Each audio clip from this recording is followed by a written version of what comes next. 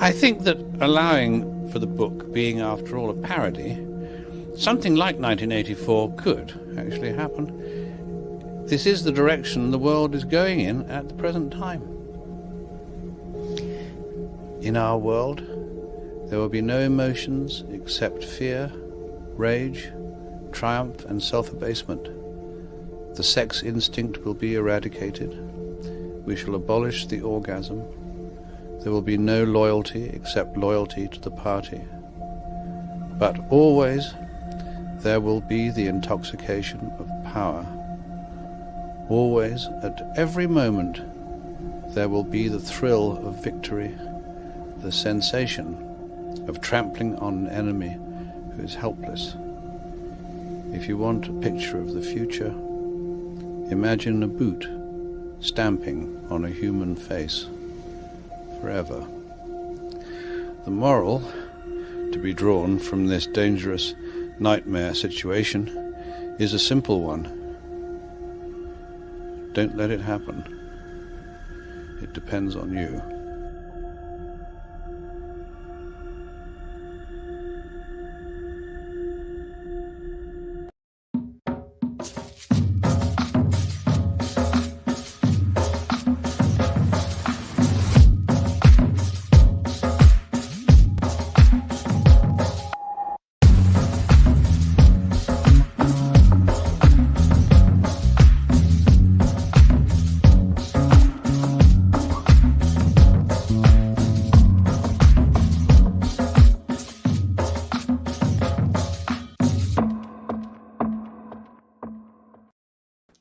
What's going on, everyone? It's Nina Infinity. Welcome to my channel on this Wednesday night. It's Breaking the Narrative, and tonight my guest is Clifton Duncan. Hello, Clifton. Hi. Oh, you're muted. You're muted. Oh man, it's going so well already. So good, so good. I love it. How are you? I'm doing all right. I feel a little out of place. I saw that intro. I was like, oh, I didn't know I'd have to be serious this evening. Oh no. It's just the intro serious. Everything else is like, loosey goosey. We're here to talk about whatever's woke, and you can cuss, you can talk about politics, you can do whatever you want on the show, pretty much, and in terms of limit of YouTube rules and regulations, and Mama Susan not canceling me, but otherwise everything is good. Clifton, it's really good to see you the first time on my channel. Thank you for being here. Oh, well, thanks for having me on. Of course. Please tell everybody in the chat, those of you who are crazy enough not to know this man, tell them who you are and where they can find you. Oh, well, my name is Clifton Duncan. I was a professional actor for a long time. Then the world kind of went to shit, and I became a mediocre Twitter personality, and now I'm a mediocre YouTube personality. You can find me on Twitter at Clifton A. Duncan. I'm on Instagram at Clifton Duncan Online, and I have a Substack as well. It's been interesting times. So it definitely has been. Chilling. I would make a correction to your intro though, because I think that you're anything but mediocre. Personally, I'm kind of just a little bit fangirling of you even being here. I'm like, oh my God, it's Clifton Duncan. Well, why? I don't understand why.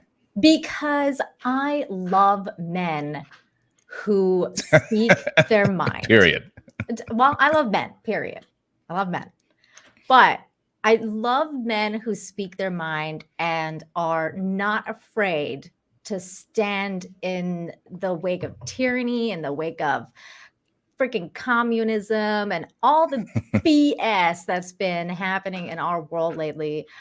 We need more men like you to stand up. And I have tremendous respect for people like you who not just go online and say things like the way I'm doing now, because I acknowledge that I do this on YouTube, and I have a quote unquote safe space where I'm safe in some capacity.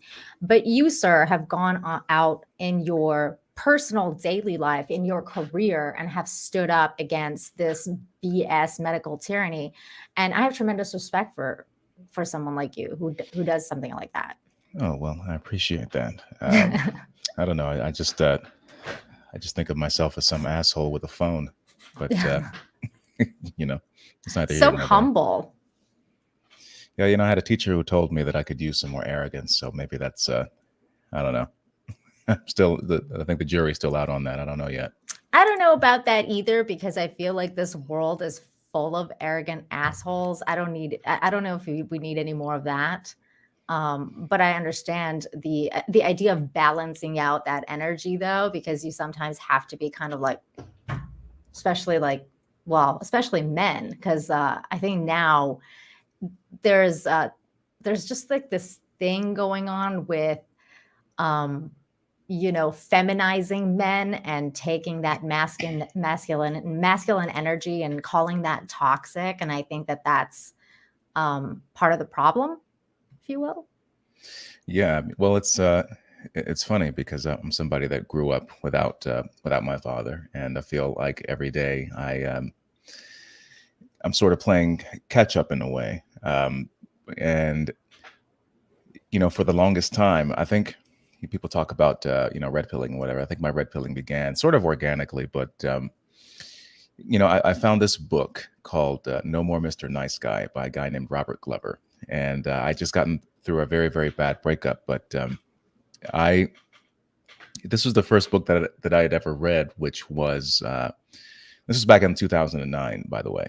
So it's the first book that I had ever read that was unabashedly pro male, and it was far from like some sort of He-Man woman haters book.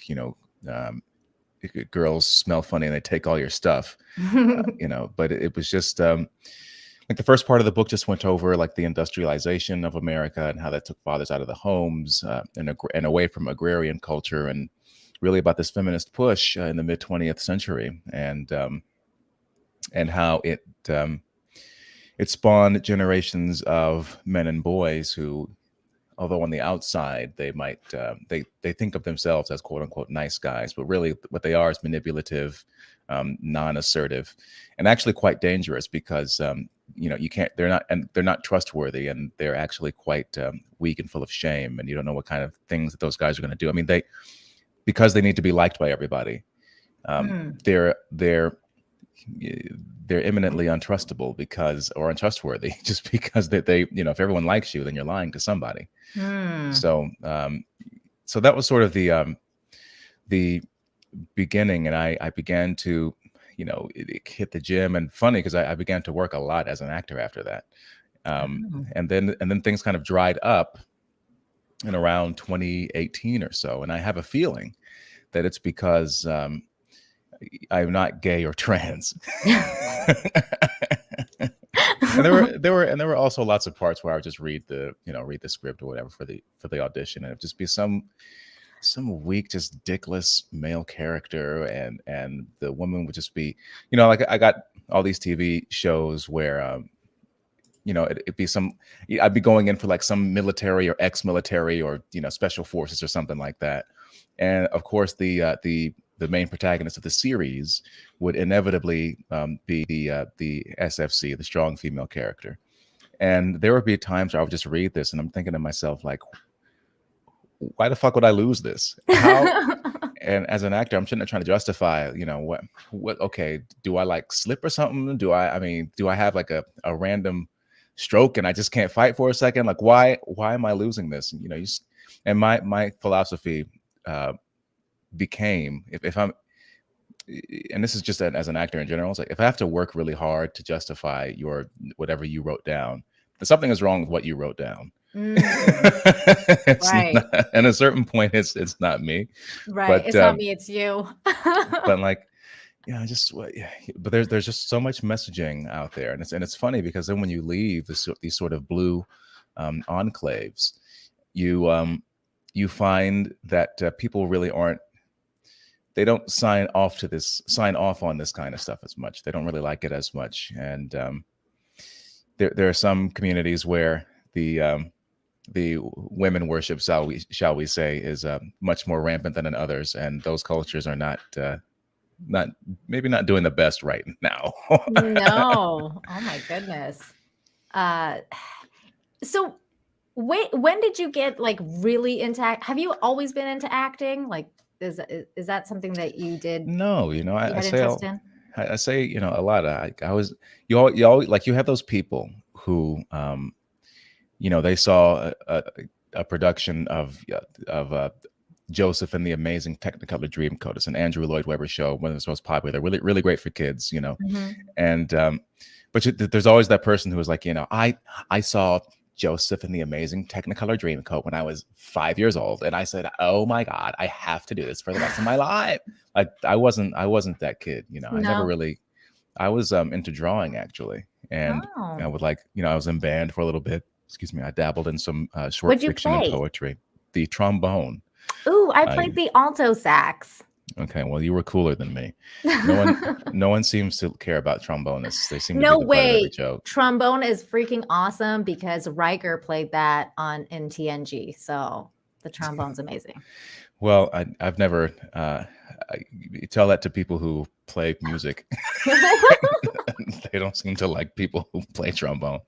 But no, I mean, I did. I was going to be like a cartoonist. I thought for the Wow. longest time, and then I don't know. I went into this drama class after I dropped out of French class that had been in for like 3.5 years, and my teacher hated that. She wanted me to go to the governor's school for French, and but there was some girl I liked, and so I went into a drama class, and I just found that I had like an aptitude for it, and then what happened is that I got accepted somehow. I still don't know how. I think they just needed the tuition money into the Savannah College of Art and Design, but it was just cheaper to go to a theater school in Virginia, and so I auditioned and somehow I got in. And then once I was there, like my first play, we did a play called The Day the Bronx Died, and it was what's called a memory play, where you have the main character who's sort of giving you monologue about the present day. I think the show is set in the 80s, but then the bulk of the story is told in flashback, and back to the 60s, and centered around when MLK was assassinated, and like these ripples throughout this small community in the Bronx. That sounds really cool, actually. These black kids. It's a really good show. It would actually make an interesting, maybe a revival or a film if it were resurrected. But it was like my first kind of serious role because I was always a class clown and a smart ass. And but that was like, I was like, wait a minute, I can really act. And then you were a class clown. I can't imagine that because you're so chill now. I can't imagine you being a class clown. Well, right now I'm kind of stoned, so there is that. But at the same time, though, yeah, well, because I was an Army brat, and I was also like a year. I started like a year early, so I was often smaller and younger than a lot of my classmates, and so I enjoyed making people laugh from like early on, and it was weird because I remember there was one day. So we lived out in Belgium for a time. I was like between 8 and 10 years old. My mom was in the Army. And we had this cow field that was out back, and every time, that's why I think I love eating them, but the cows they're pretty gross. But yes, I've had experiences with cows because I lived on a farm in Canada. So okay, well, you might need to elaborate on that because more dirty-minded people. I mean, well, they're gross. They just walk around everywhere, shitting everywhere, shit and piss everywhere. Yeah, like just everywhere. One night, I was in my house, and we had a cow incident because we actually didn't own any cows, and it was in the middle of the night, and we actually had gotten stoned, and all of a sudden, well, it was Vancouver, British Columbia. That's all we ever did. Okay. So we, we're just know like, that. I've never been there. Really? Never been to BC? No, it's like, why are you yelling at me? I didn't know this about British Columbia. It's BC stands for bring cash, but also, it used to be like the Amsterdam of Canada, where like everybody was smoking weed, and it was always kind of legal, but like not really, everybody's kind of like, just, looking away, like, until it actually became legal. And then now it's like, who fucking cares? It's like everywhere.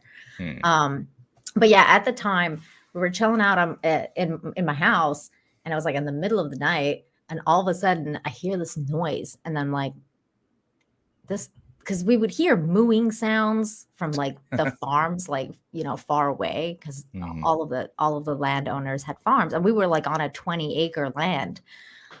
So like, the farms you could hear the mooing sounds in the middle of the night. But this moo and this noise was way too close for comfort. And I was like, am I just like really stoned? Like, what the hell's going on? Like, what was in that weed? Because I feel like there's something going on.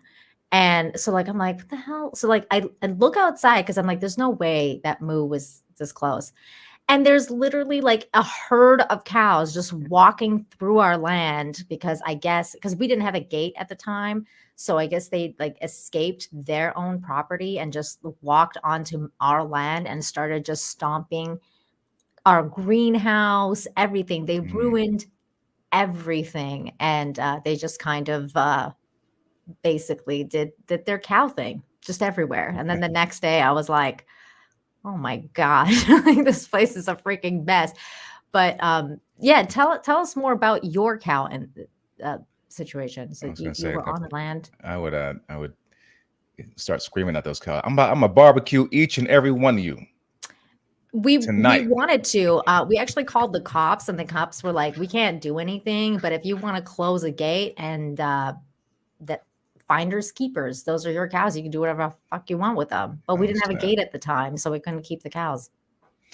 Well, how dare they, stupid cows? I know. And they fart too much. On top of all of that, but no, it's just. But there was one night there was this these kids that lived next door. I happened to be out. I happened to be outdoors, and there's just two little kids that lived next door that were like watching the cows too. And then I just started like doing pratfalls and stuff like that just to make them laugh. And my mom got mad at me. And I suspect it's because of these two little white boys or whatever. And she was just like, "You don't have to feel like you have to perform for them." I'm like, I don't give a fuck at that age. I'm like 9 years old. Yeah. Who gives a shit? But yeah, so there's always that kind of that gene in me, I guess, where I was like, yeah, I'm gonna make people laugh, or I guess I didn't. So then like in my senior year of high school, I was actually voted, not most successful, obviously, most likely to be successful or most attractive or whatever. But it was what was it? It was most wittiest, which is pretty much the class clown award, and I accepted the award while wearing some silver hammer pants. And silver hammer pants. Is there pictures of this? No, there are no pictures. But no, I joke all the time. I have a resting bitch face, so people don't know how goofy I actually am when I'm comfortable. That's an interesting story. Yeah. So we have so much in common because I don't know if you know my backstory, but like I grew up in Iran. So like I was born there. I grew up there till I was like 10 years old. And during that time, I was very much like you, actually. I wanted to be a cartoonist. I was obsessed with animation and art, and I just wanted to be a cartoonist when I grew up. That was my plan. That was my goal. When people would ask me, like, what do you want to be when you grew up? I'd be like, I want to make cartoons. I want to be a cartoonist. And that was like kind of like a unheard of thing in Iran, because you ask somebody like what they want to be when they grow up in Iran, it's either doctor, teacher, professor, engineer, one of those things, especially doctor. Like it's always like, I want to be a cartoonist. Are you sure you don't want to be a doctor? You mean doctor, don't you? And it's like, no. Like no, that wasn't me. And then what were your favorite cartoons? Well, I used to watch a lot of anime, especially in Iran. We would get like these translated animes from like all over the world, but mostly like Studio Ghibli stuff from like the 80s. So I would watch stuff that are like, they're called World Classic Theater now. And it's like a compilation of series that are based on literature, like, my Little Women, Mayonette, Perrine, like really like old school stories that they would make into anime. And I would watch those things. And of course, Disney movies. That was a big thing. But at the time in Iran, those were illegal. So my family, we had this hookup that we would get him to come and give us movies. So he was like this cab driver, and we'd be like, hey, we need more movies. And then he'd come to our house with like this little suitcase full of like DVD, like not DVDs, tapes that were recorded over with, Disney movies like Lion King or Little Mermaid or whatever. He'd be like a drug dealer. He'd come to our house and he'd be like, hurry up, pick the movies. And then we would like pick whatever. And then he would leave and then he would come back every week. And it was kind of like a rental thing that we would do. But that was all illegal. So my mom would always be like, don't tell anyone in school that you're getting these movies. And, we could go to jail and get arrested and probably die. So don't tell anybody. So I was never allowed to talk about that part of my life. But I did anyway, and I got in a lot of trouble for it. So like that was my go-to, was Disney and anime and all sorts of cartoons. What about you? What's your favorite cartoon growing up? I mean, I had a few. I mean, and it's funny because when I should have said comic strip when I said cartoons, because I thought that's what you meant, but I was also projecting what I wanted to do, which was like more of a comic strip or comic book kind of a thing. Ah, okay. As far as cartoons though, probably I was a big X-Men kid, so I'd say probably the X-Men was my favorite. Although I did have a nickname, the nickname Scooby for a while, because apparently I was obsessed with Scooby-Doo. Aw. So we had some every once in a while. I urge people to go on YouTube, and there's like I think there's at least two. I think there's two, but there's like these compilations of like all these 80s cartoon theme songs, and it was just like that shit was so good back then. I Like, love it's that just- stuff, man. Same with like the Pink Panther. Like I love the Pink Panther and all those 80s stuff. Like, oh man, there's so much good stuff back then. Are you into video games at all? Yeah, I've actually been spending more time. Well, I don't know if I would qualify, because I mean I have a Nintendo Switch, so I think that sort of disqualifies me from in certain people's minds as an actual gamer. But Absolutely not. I used to work at Nintendo, so I can tell you that does not exclude you. In fact, you were awesome. So. well, I appreciate. Thank you, Nintendo representative. No, like I started playing. Yeah, I was playing like Commodore 64 when I was a kid, and then I got the NES, and then the SNES and Sega Genesis. I think I had a Game Boy as well. We had a lot of systems, but I kind of stopped at around the PS2 era, because I was like, I can't. Like, I think I tried playing Final Fantasy X, and I was like, I can't play this game because I'm gonna invest too much time into this thing. I'm not gonna get anything done. So that's sort of where I kind of jumped off. But I would still like watch the culture from sort of the outside, watching like Let's Plays and stuff like that. So I kind of stayed connected, and then the Switch came out, and I was like, I don't know, man. I really want to, I'm thinking about it, but then like Breath of the Wild came out, and I was like, well, I got to get it now. Of course, this game looks amazing. So I've been playing the new Ninja Turtles game pretty heavily. I haven't played it. It's so good. You can tell that everybody that worked on it really had love for the franchise. So they I think it's like 1 or 2 levels too long, but the multiplayer is just it's just everything about it is they just basically have a modern version of the kind of game. Like when I remember being 6 years old and going to like the Coliseum Mall in Virginia, and you had this. There were 2 machines there that always had people surrounding them. One was Street Fighter 2, and then the other was Konami's first Ninja Turtles arcade game. And, nice. And it was like, it had all these toys and all this thing. I was a big Ninja Turtles guy. Like when the film came out, I remember I was in a theater. My poor mom. I was in a theater full of screaming children. And we would say we were all chanting, "We want turtles, we want turtles." And then whenever the little, I don't know if people are old enough to remember the promotional ads, but it was just like some eyes and some like turtle fingers sticking up out of a manhole. Yeah, I remember that. And so whenever that flashed on screen, we all said, "Yeah!" and like freaked out. And but I think the movie still kind of holds up for me. The first one, it does for sure. I love that movie, the first one. It's so good. I was so like, good. Raphael was my guy, kind of going off on his own, the loner, the smart ass, Yeah, I like him too. I think he's the blue one, right? I always mix up the colors. No, he's the red one. I can't believe you just said that. This call know. is over. I'm sorry. I'm so bad with the colors and the names. I like the blue one. She said blue. She said, is it the blue one? The blue one. That one. Wait, that's Leonardo, isn't it? I always mix those up. Fraud detected. Fraud detected. I know, fake girl right here. I love the Ninja Turtles, but I just never could like associate the colors with the names. A Jose Canseco bet. Tell me, you didn't pay money for this. Leonardo was the blue one. Thank God.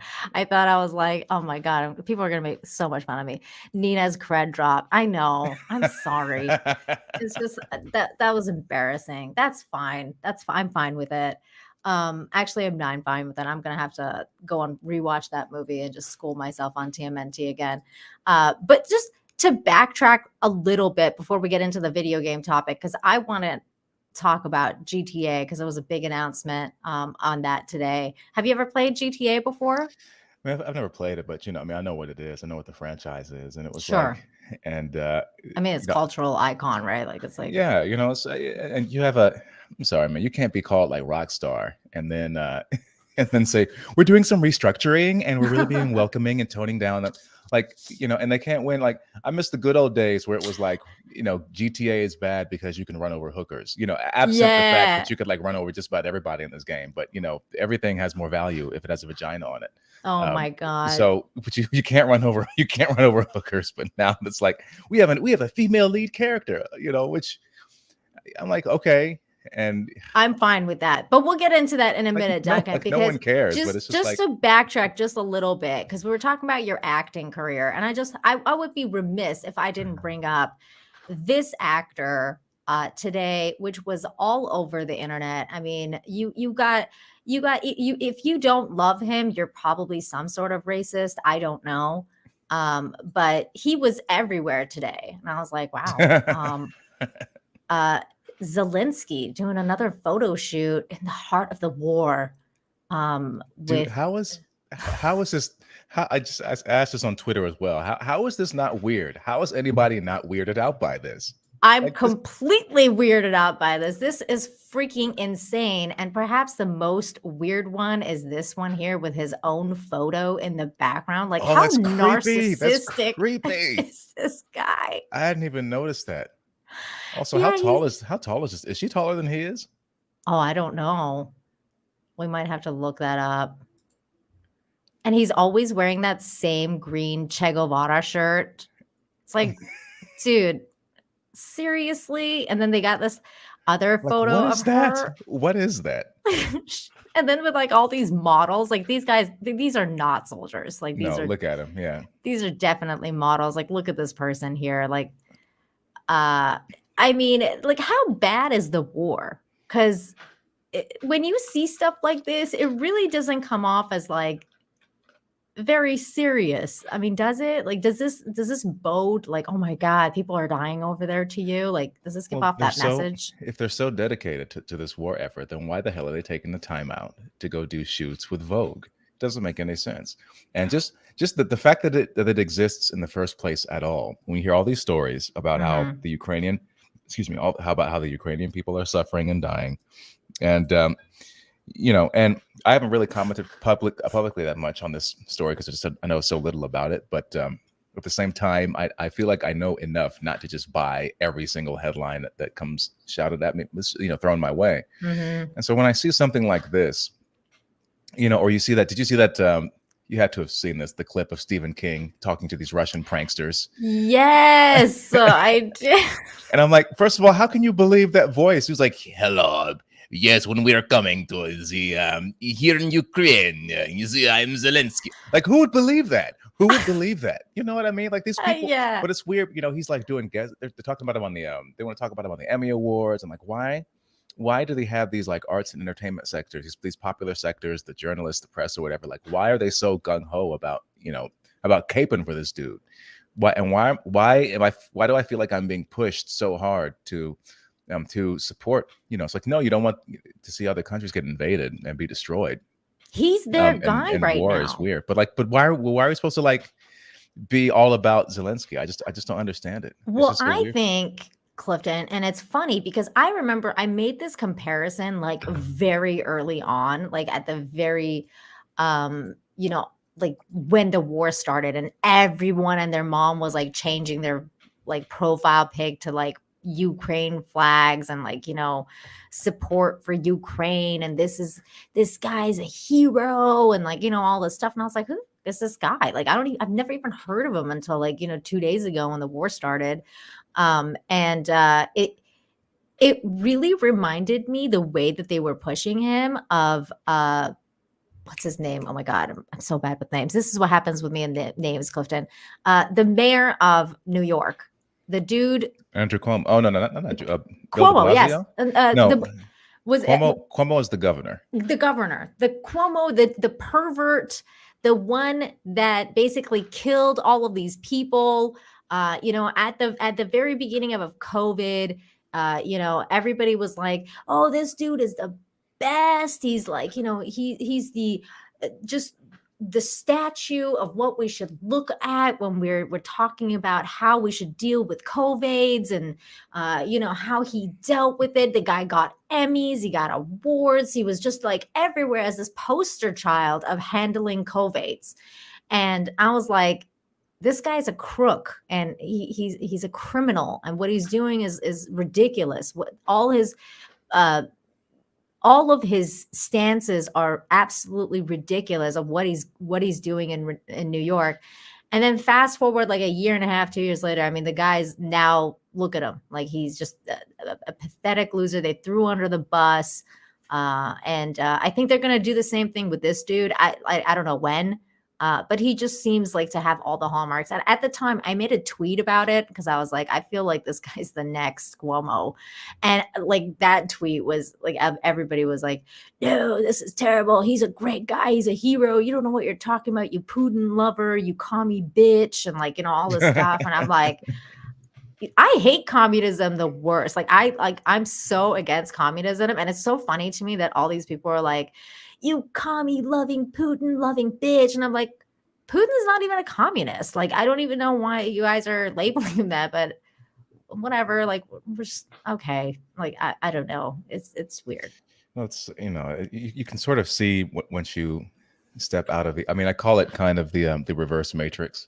You know how in the Matrix, when you're in it, everything is all sort of hunky dory. You have no idea of the harsh reality outside. You can enjoy your steak, you can enjoy your wine, and everything is fine. Mm-hmm. But the reality of the world obviously is just really, really quite terrible. But now, I feel like these people kind of live in what I call the reverse matrix. Maybe I'll call it the anti-matrix, where people on the outside are like, okay, well, things aren't perfect, but they're kind of okay. But then everybody else in the matrix is losing their fucking minds. Yeah. And and their entire worldview is dictated by whatever the headlines happen to be that particular week. It's unbelievable to watch. So they went from shrieking at everyone to wear their masks, and then now all of a sudden it's I stand with Ukraine. And meanwhile I mean, just right away, just the kind of imagery that was coming out, the way that everything was sort of being spun, and the way that conversation was sort of being socially engineered in terms of, if you said anything skeptical, then you were somehow, like you just said, you're somehow this pro-Putin shill or whatever. It's like, no, I don't know what's going on. Something seems kind of weird, and we keep shoveling money over there, and we have problems domestically over here, and keep tapping in those reserves, man, like every other day. He did it again today. They were like, oh, we're tapping into the reserves again, and I was like, you can have nothing left when there's an actual natural disaster or something like that.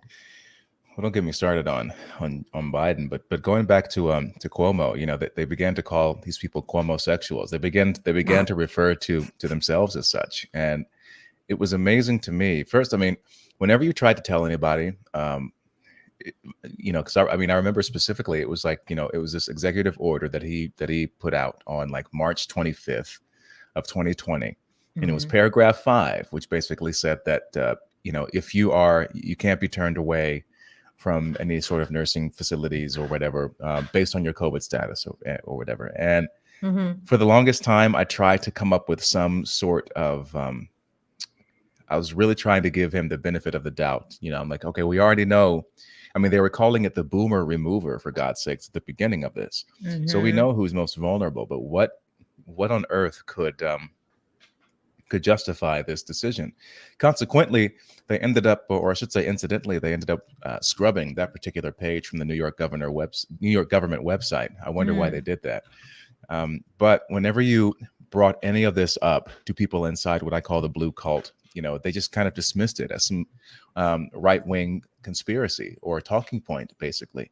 And then, of course, a year later, his very own attorney general at the time, Letitia James, who herself she is really looking to climb the power ladder, but she released a report. It's like a 75-page report that showed that not only were they lying about these nursing home deaths, but they were also covering them up for political purposes.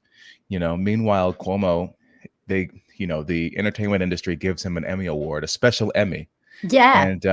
And which they quietly retracted. I wonder why they did that. Oh, I wonder why. They retracted. I actually didn't hear that they retracted that. Yeah, he doesn't get to keep it, the poor thing. But he's like selling this book, and people are calling him America's governor. And meanwhile, there's a phone call that leaked, audio of a leaked phone call that he had between himself and one of these rabbis and one of these communities, and he pretty much said, this is not a nuanced policy.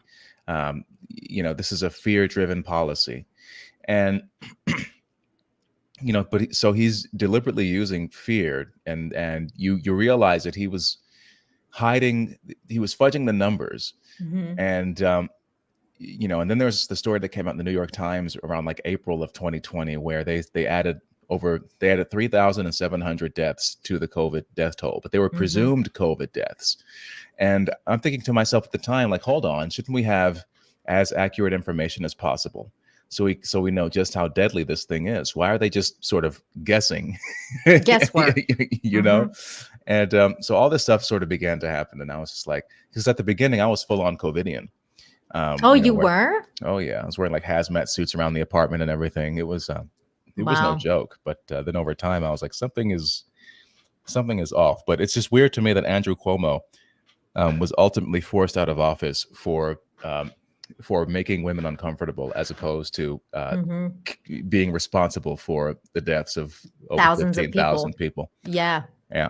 It was weird. It is funny how that worked. It was weird the way that they threw him and his brother under the bus. Did you hear what his brother is doing now, by the way? Oh, he's trying to launch like some new show or something. He's doing YouTube. That's what he's doing. He's our competition. That'll go well. That's gonna go really, really well. Can you see that? Just chat rooms. He's gonna have to get like a team of moderators, because everybody's gonna be in there spamming Fredo the whole time. The whole time. That's what's happening. But at the same time, that like YouTube's probably gonna protect him, like no matter what, and promote him.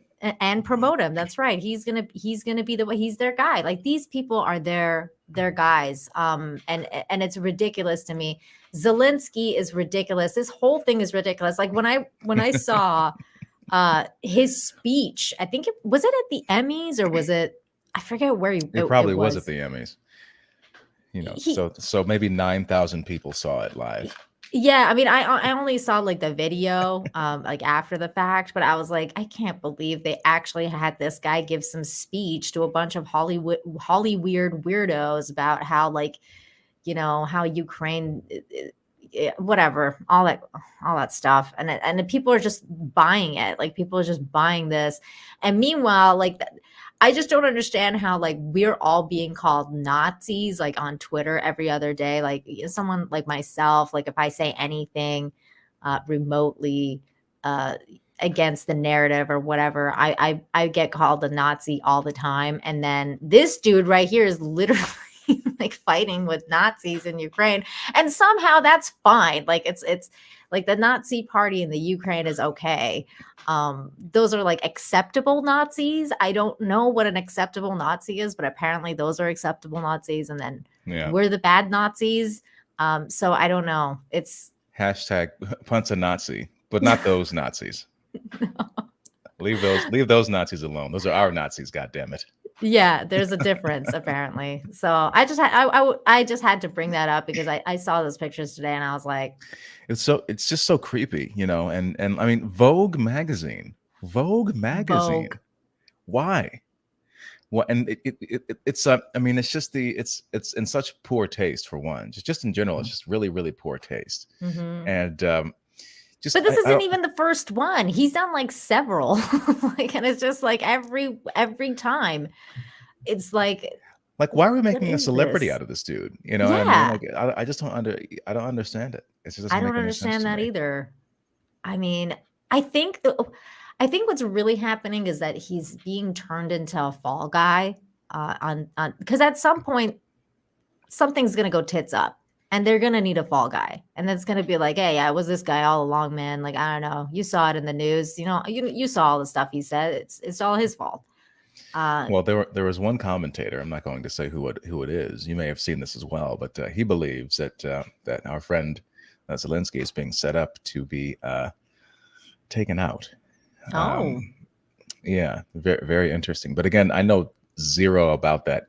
I know people have lots of feelings about it, but I know nothing about it, so I don't say anything about it. Yeah, I mean, Very interesting I'm not commentary. very well versed in it either, but I wasn't born yesterday, so I just kind of see like some of the stuff that are like just really correlating with some other people, like I was saying with Cuomo and everything like that. Or yeah. Anyways, but yeah, like let me get these two super chats real quick, and then we'll get into the Grand Theft Auto story because that was a whole other thing. Savage Darts of 5 says, "Damn, Nina, no offense, but if you were GTA side mission, I'd run your ass over every time."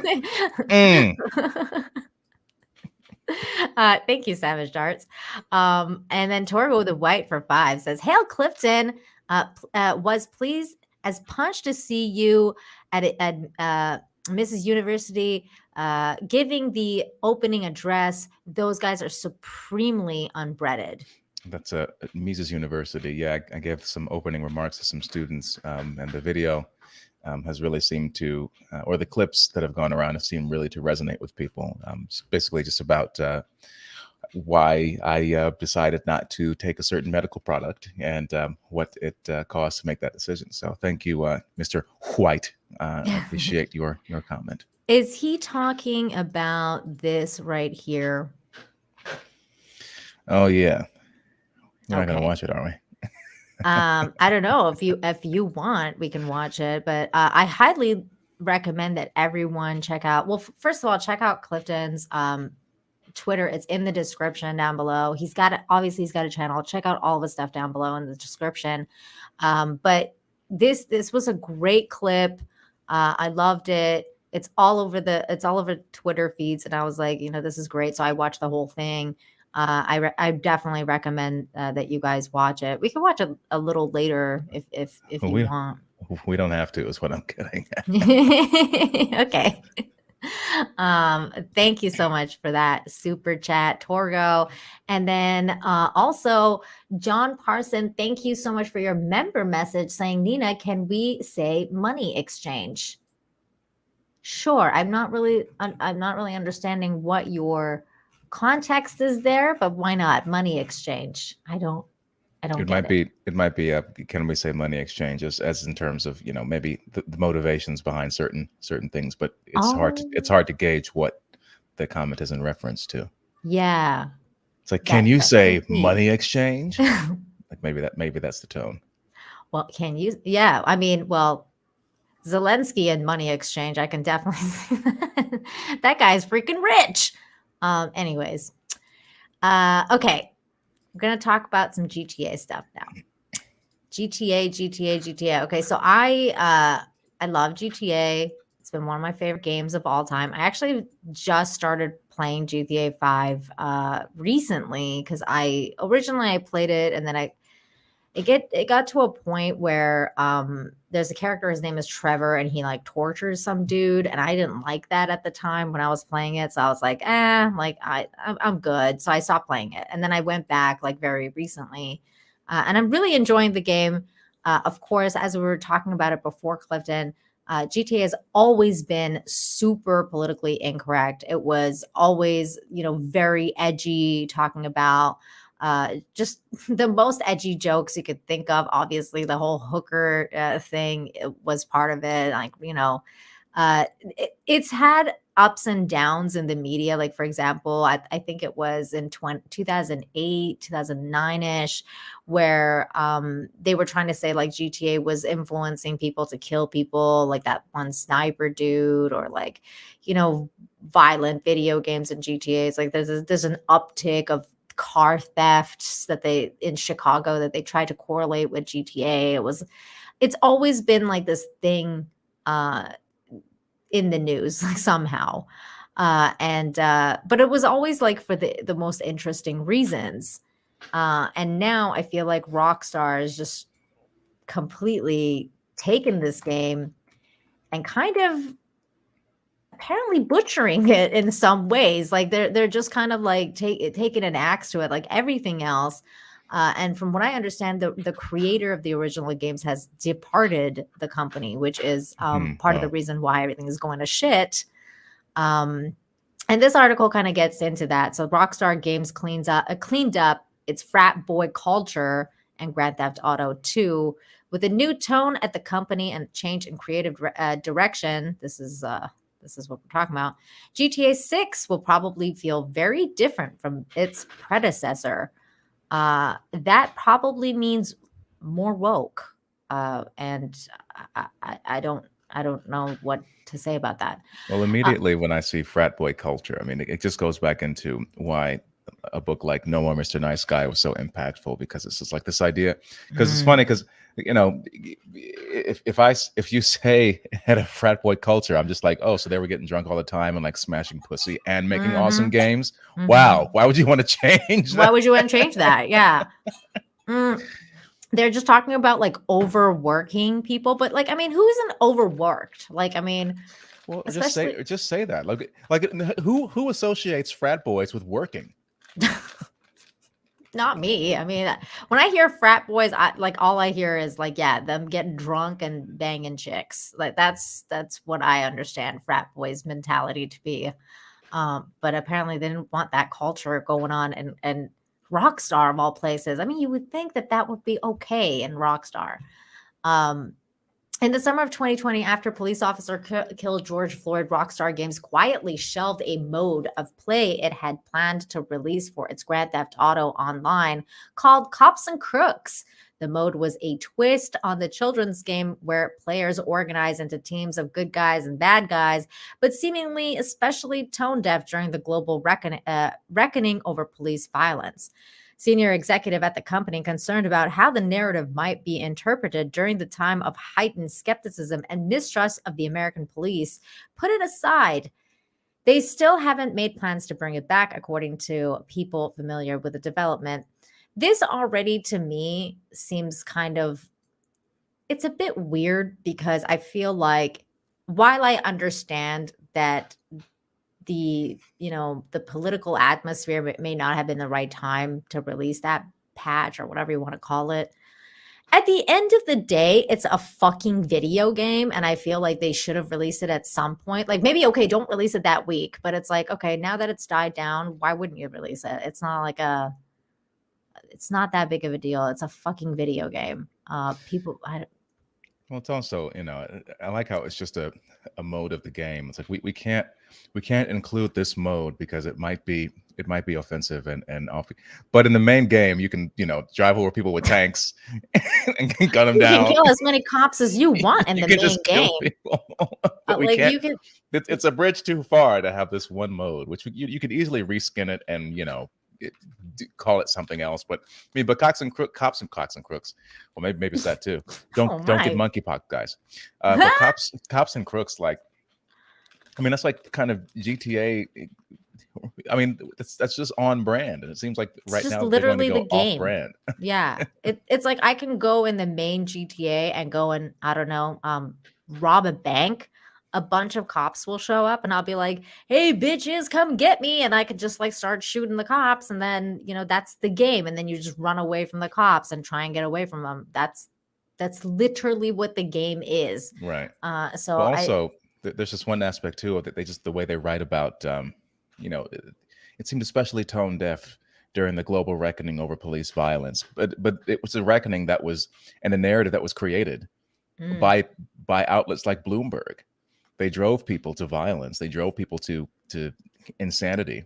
And Or there was people like Juicy Smoothie, who was like, I got attacked by these white dudes wearing MAGA hats. I still, you know what, man, I still don't know what that was about. I mean, he said that it was about career, but I'm not so sure. I really think that it was. I think it was something else than not really. He wasn't worried about getting more.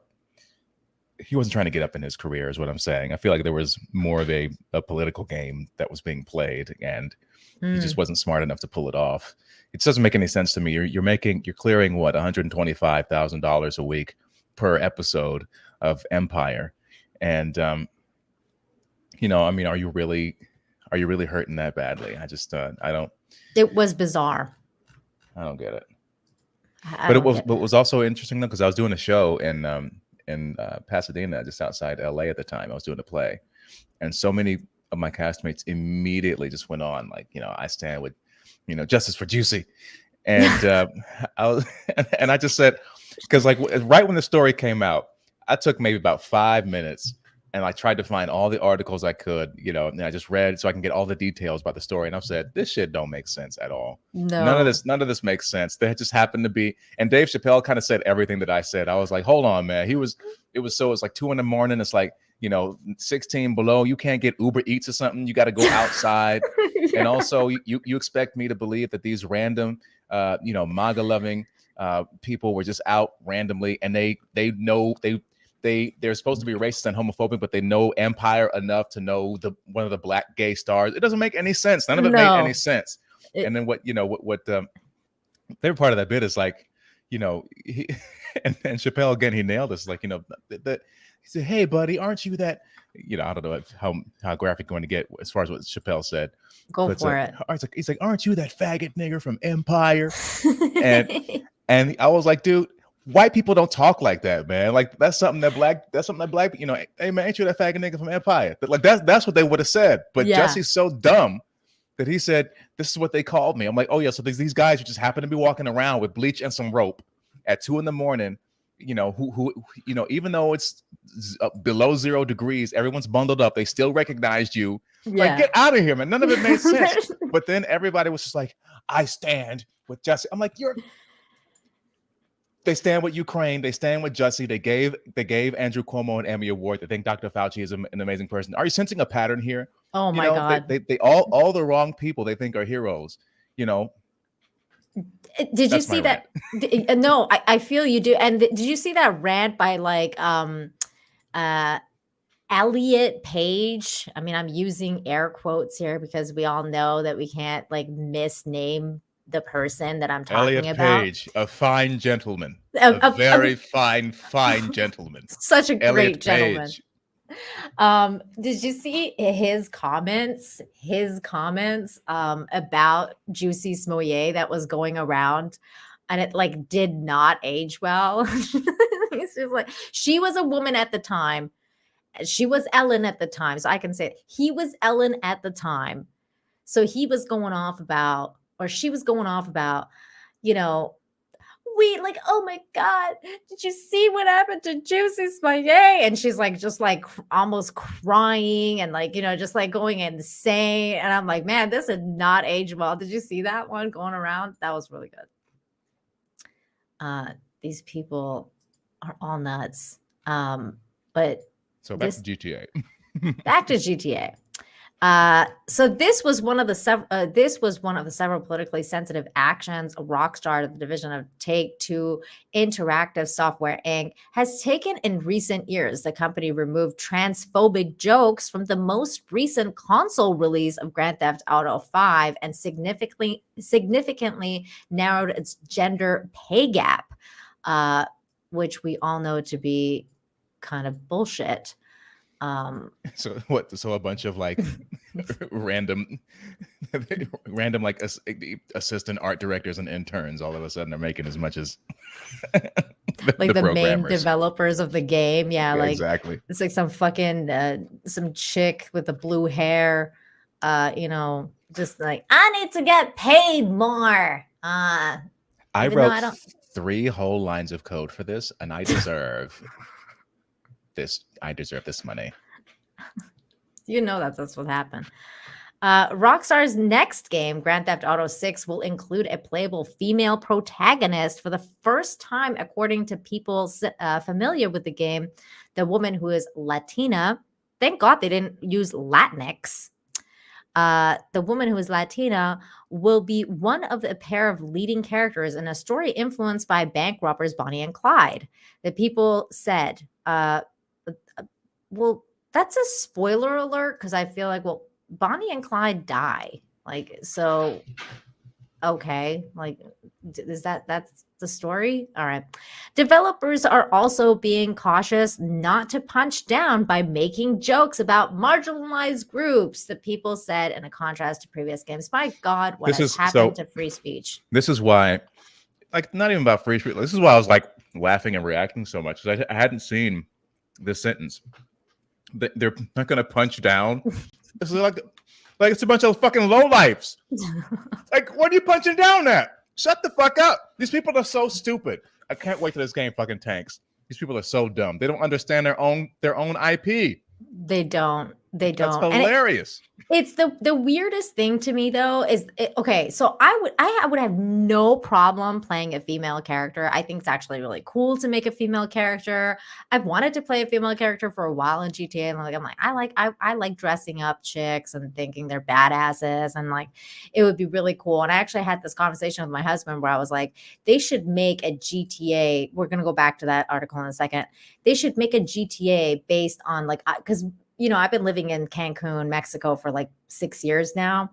And, I've learned a lot about the cartel and stuff. And one of the people that I learned about was this chick named Donna Letty. And she's like a head of one of the cartels here in Mexico. And she's fucking crazy, in the worst ways possible, but like really badass. And so I feel like they should have just kind of like centered a female character in GTA based on her, and that would have been a great story, you know what I mean? About like this crazy chick and how she got involved with the cartel, and like how she went on to like lead the cartel, because most of the time whenever you think about cartels, you don't necessarily ever think that a woman would be the head of a cartel, and that does happen, and it happens in Mexico all the time. And she was one of the most feared women in Mexico. So I was always like, oh, they should make GTA based on her. So when I heard like, oh, they're making a Latina character, I was like, oh, they're thinking about what I said. Like, also, have there been any GTA set in Mexico at all before?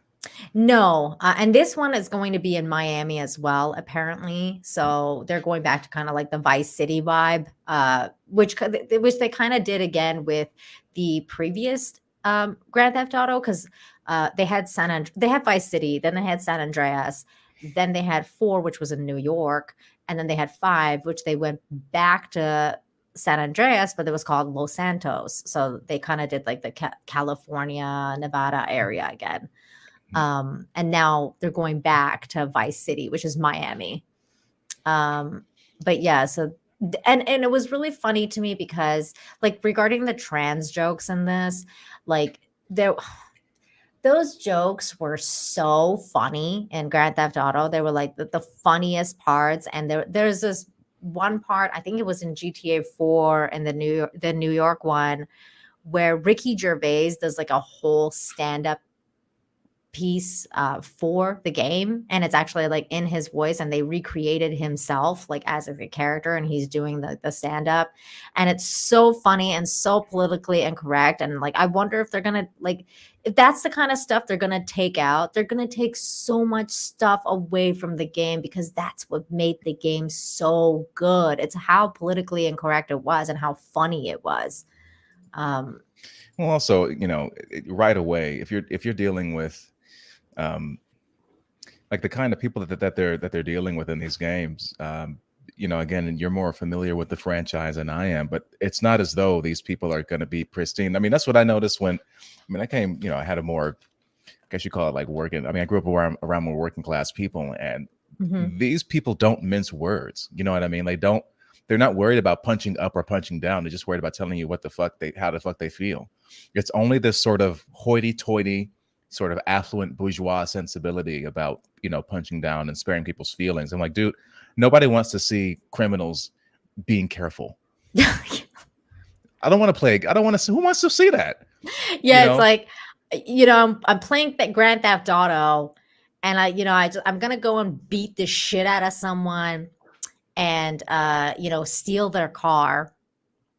But God forbid I call them a fucking woman if it's like a trans man or something, or you know what I'm saying? Like it's one of those things where it's like it's so ridiculous in the concept of the game that you're like, oh, I'm not gonna punch down by calling this person a.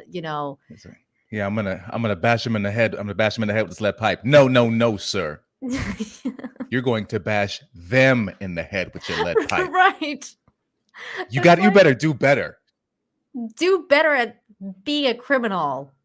What? Like, what world are we living in? Moves like these once seemed unthinkable for a company. Yeah, because people want to make money. Because company used to want to make fucking money. Whose best-selling franchise is a satirical depiction of America that involves playing gangsters who kill civilians, and where women are mostly depicted as sex objects. Grand Theft Auto V was a nihilistic parody that threw insults at everything from right-wing radio hosts and liberal politicians. Oh my God, the right-wing radio hosts were some of the funniest things you've ever heard. You gotta just go put like on YouTube, just to watch and see some of the stuff. Like put like Grand Theft Auto, like listening to the radio, and just listen to some of it. It's some of the funniest things you'll ever hear. Inside the company, the tone wasn't much different. Rockstar employees, okay, now here we go. This is the frat boys situation. Rockstar employees describe a workplace culture full of drinking, brawling, and excursions to strip clubs. Now stop right there. Why would I not want to work at Rockstar? Just reading that sentence. I know that Jason Schreier is saying this is a bad thing, but it's like, dude, they did all of this and they made a bunch of awesome games. Like they're like successful by every every stretch of the word. But now it's like that's not good enough. Now we have to change it. Oh no, drinking. People were fighting. People went to the titty bar. And I find that offensive. Shut up. God, I hate these people. Shut up. Are they Muslims? Like, is that what's going on here? Like, is that whole place run by a bunch of Muslims now? Like, oh my God, drinking and strip clubs. Gasp. Like, let me fucking grasp my pearl necklace here. Like, holy shit. It's just the tone. It's just Rockstar employees. They described a workplace culture full of drinking, brawling, and excursions to strip clubs. Like just a bunch of fun shit. Yeah. That sounds like a really fun place to work. I mean, even I would want to work there. And, when the time comes and they're like, hey, we're going to go to a strip club, I'd be like, nah, I'm good. You guys, you do you. Bye. Like I'll see you tomorrow. Like it's 3 PM. So yeah. I'm already drunk. I'm going. Rockstar Games, baby. I wonder if they would take their female employees to like male strip clubs. Maybe that was the issue.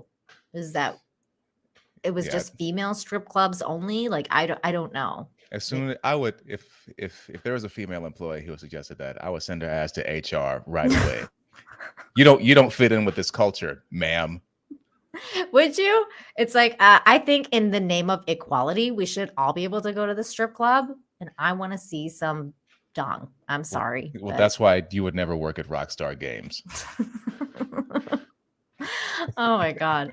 The company was an early symbol of industry-wide problem of long hours at the office, known as a crunch, in which staff were expected to be at their desk many nights and weekends in order to keep a game on schedule.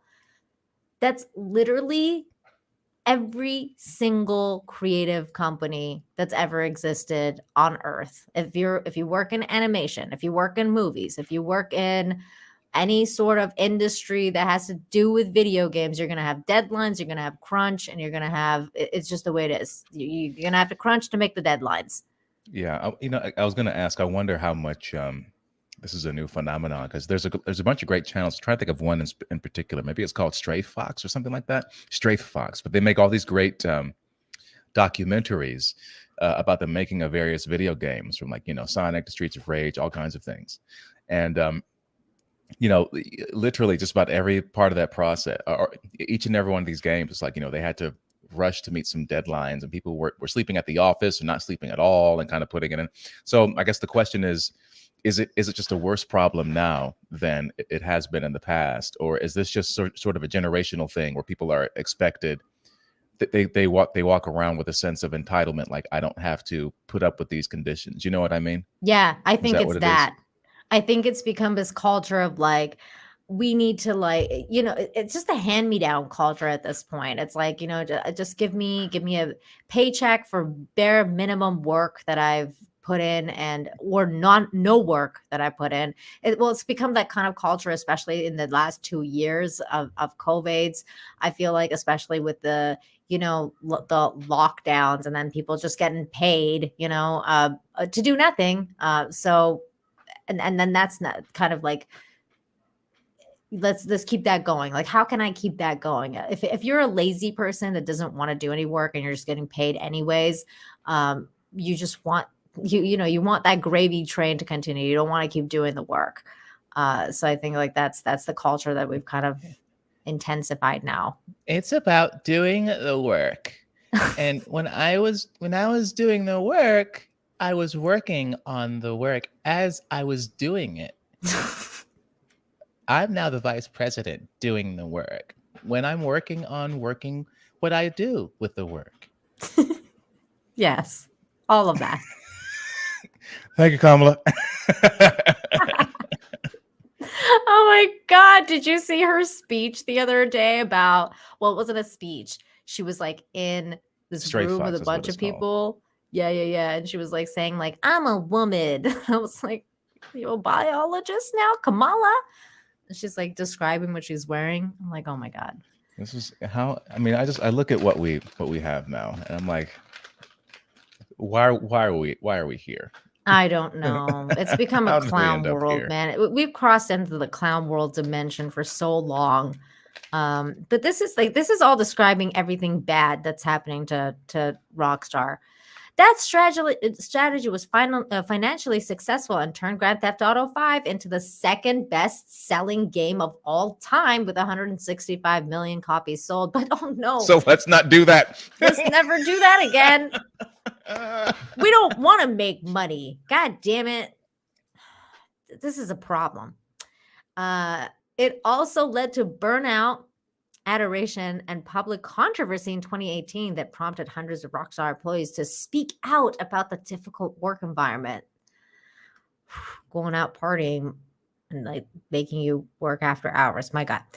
Since that outcry, Rockstar has attempted to reinvent itself as a more progressive and compassionate workplace. God, every time I see the word progressive, it just makes me cringe.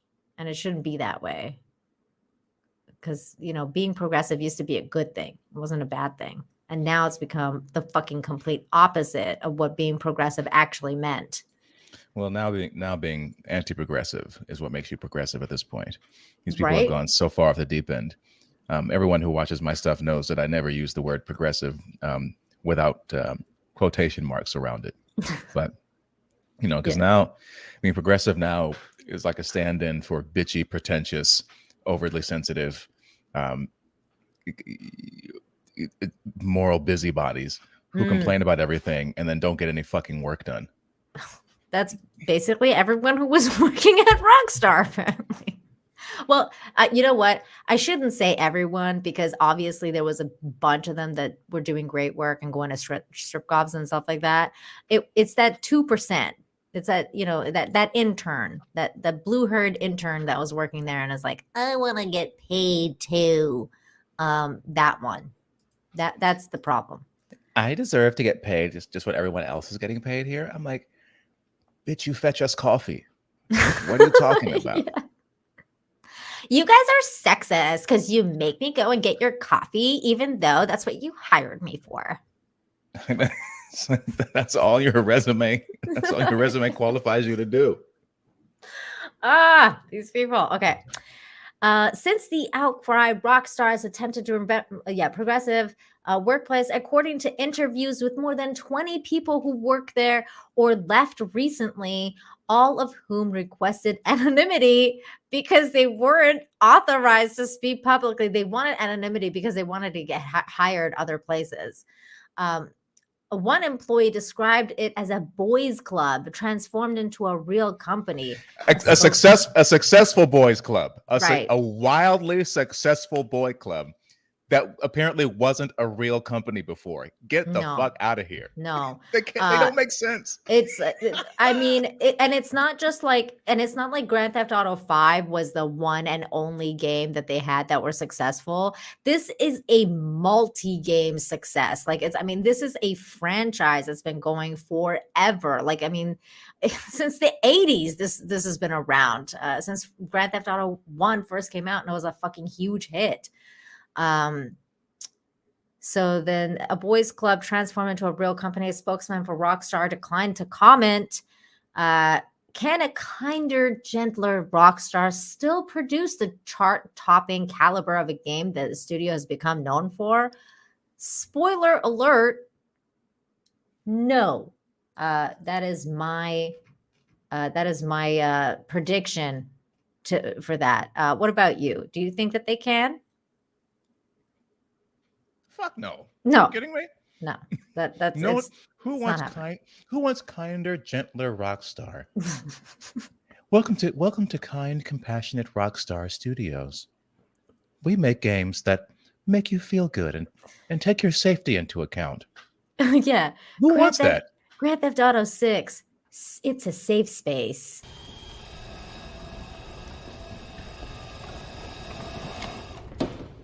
How about no? Jesus. You've been waiting all night to use that, haven't I've you? been. I haven't. Some employees aren't sure. I am. I don't have to be an employee. And I can tell you right now, you're going to fail. And you're going to fail really fucking hard. Morale across the company is higher than it's ever been. Oh, God. According to many staffers, but the development of Grand Theft Auto 6 has been slower than impatient fans have, even longtime employees have expected. You know why? Because they're probably not crunching anymore. They're just like, oh, I'm going to come to work at 12 noon and I'll leave by 4 so I don't hit the traffic. It's lower standards. I guarantee it. It's lower standards because once you start to impose standards on these people, then they get pissed off and they feel like they're being aggressed upon. And so it's like now, and then they get their feelings hurt when you try to correct them. That's just, I guarantee that's what it is. So now it's going to take them forever and they can't. Fucked. I'm so sad because I love Grand Theft Auto so much. I'm not sad. This article is hilarious. Thank you so much, Nina, for sharing this with me. I'm having such a good time. Welcome. I'm so glad you're having fun. Much of that has to do with the pandemic, but the delay, they're always blaming this now. Dude, okay, Clifton, the other day, I got 10 strikes on YouTube for the stupidest shit because somebody's flagging my Infinite Hope show, my show about good news. Somebody was flagging it.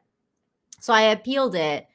And then it happened again. And then they did it again. And then I appealed it again. And thankfully all of them were lifted because YouTube was like, yeah, no problem. But the second time it happened, the second round of the false flagging that happened, YouTube took a minute to get back to me. And then they got back to me though. And then they were like, sorry about the delay. We're still dealing with COVID-19 delays and blah, blah, blah. And I'm like, bitch, COVID-19's over. It's been over for God knows how long. People are back to work now. Quit using this bullshit as a reason that you're not getting back to people because, monkeypox is a thing now. You might as well just go back to, using monkeypox as a reason. And for all they said, it has so much to do with the pandemic, but they're Uber drivers and they're Grubhub delivery people. We're all working through all that shit. So they didn't stop working. Y'all no, did. No. By the way, this like while I'm reading this too, it kind of reminds me of that show that I saw. It's called Mythic Quest. Have you seen that show? No, I don't know what that is. That's actually about a game development show. It's a comedy. And I thought it was going to be woke, but it wasn't. And actually, it's very politically incorrect and very good. It's with one of the dudes that made It's Always Sunny in Philadelphia, the guy that plays Mac. I forget his name. But yeah, it's really good. You should check it out because it's just so funny. There's a lot of the stuff that's in that show. Talking about the boys club and like, all the stuff like that. So, this boys club that everyone wants to work at because they're Yeah. making tons and tons of money and apparently having lots of fun. Let's Yeah. change all of that. Yeah. Oh my God. People who are making money should be stopped at all costs. These toxic men are the problem. And we all know there's no advantages for men having money. No, not at all. Not that they would, I don't know, make nuclear families or stay with their families and support their children or anything like that. Oh no, none of that. Let's see. But the delay is also due to some of the changes that the company implemented in an effort to improve working conditions, such as restructuring of the design department and a pledge, like Amber Turd pledged some money. The pledge to keep overtime under control. This is why your fucking game is suffering and it's not finishing in time because you're not even like nobody's over. No overtime at a gaming studio. Like, what are we talking about here? This is Rockstar. Are we talking about Rockstar? I mean, I'm sorry. I mean, I'm eating gummy bears. They're really good. But like, this article, this is. I need this in my night. This was hilarious. Everything about this is just dumb as fuck.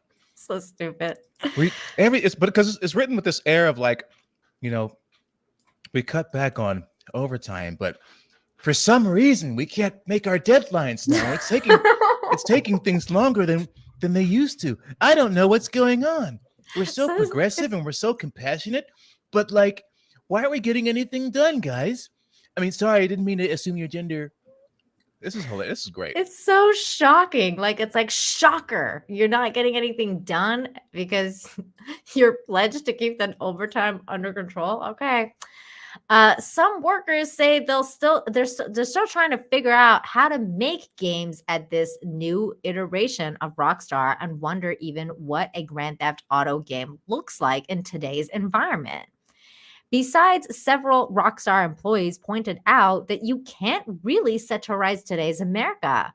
It's already a satire of itself. Hey, that's not a lie. That's not a lie. I feel like that's kind of true. I mean, this is clown world. Between the company's new mandate and the 2019 departure of Dan Houser, who led creative direction on many previous Rockstar games. Dan Houser is the reason that they were successful. Yeah, this game's fucked. Yep. All signs suggest Grand Theft Auto VI will feel very different than its predecessor. Yeah, it's called more woke. Get woke, go broke. It's gonna feel like a flop. That's what it's gonna feel like. Oh, it's hilarious. I love this. Rockstar games. Do you realize we were watching in ahead of time? This is the obituary for this game that we're seeing ahead of time. This is fantastic. Yep. R.I.P. GTA. R.I.P.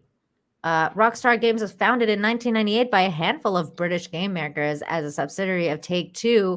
With 2001's Grand Theft Auto 3 and its sequels, the company's revolutionized open-world video game and grew to employ thousands of people with offices in California, New York, across the UK, and beyond. Grand Theft Auto products accounted for 31% of Take-Two's $3.5 billion in total revenue in fiscal 2022, according to company filings.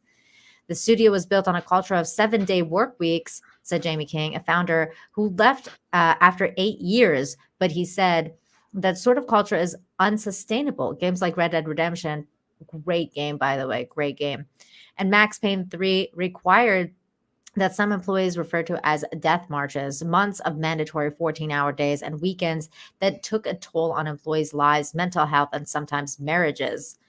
In October 2018, shortly before the release of Red Dead Redemption 2, Hauser, one of Rockstar's founders, said his team had been working 100-hour weeks to finish the game. The comments, which Hauser left walk back, were the tipping point for many employees. That's interesting to me, though, that they say that like mental health and sometimes marriages. Well, I mean, if you're going to strip clubs and you're married at your work, I feel like that might affect your marriage a little bit more so than the working hours. But hey, I've just been married for 20 years. What do I know? Strip clubs are crucial to a happy marriage. I think I mean, there is something to be said about overworking your people. It's not sustainable. But then the question becomes, is the answer to to completely restructure the company, or to I mean, I'm not in their shoes, so I don't know what kind of boundaries they were setting for themselves. But well, to me, like restructuring a company to have like, better working hours or like less overtime or whatever, like that's one thing. But to be like, we're taking out like trans jokes and like this is going to be a safe space Grand Theft Auto. And it's going to be like, we're not going to offend anybody. When you're tying the hands of the creatives, like, they're like hand tied like this, and they're like, and you expect them to make a product that's as good as your previous products, it's just not going to happen. Like there's no way if you're putting all these conditions on creativity that you're going to achieve anything similar to what you have achieved in the past. It's just not going to happen. No, I'm telling you, we're reading the obituary right now. Mm-hmm. We are. But that's basically the story. Because this kind of goes into like the history of Rockstar and blah blah blah. And I saw George Floyd made an appearance later on in the. Hold on, George Floyd, a black man. Oh wow, who was murdered by police officers. I mean, I think that's in dispute. Yeah.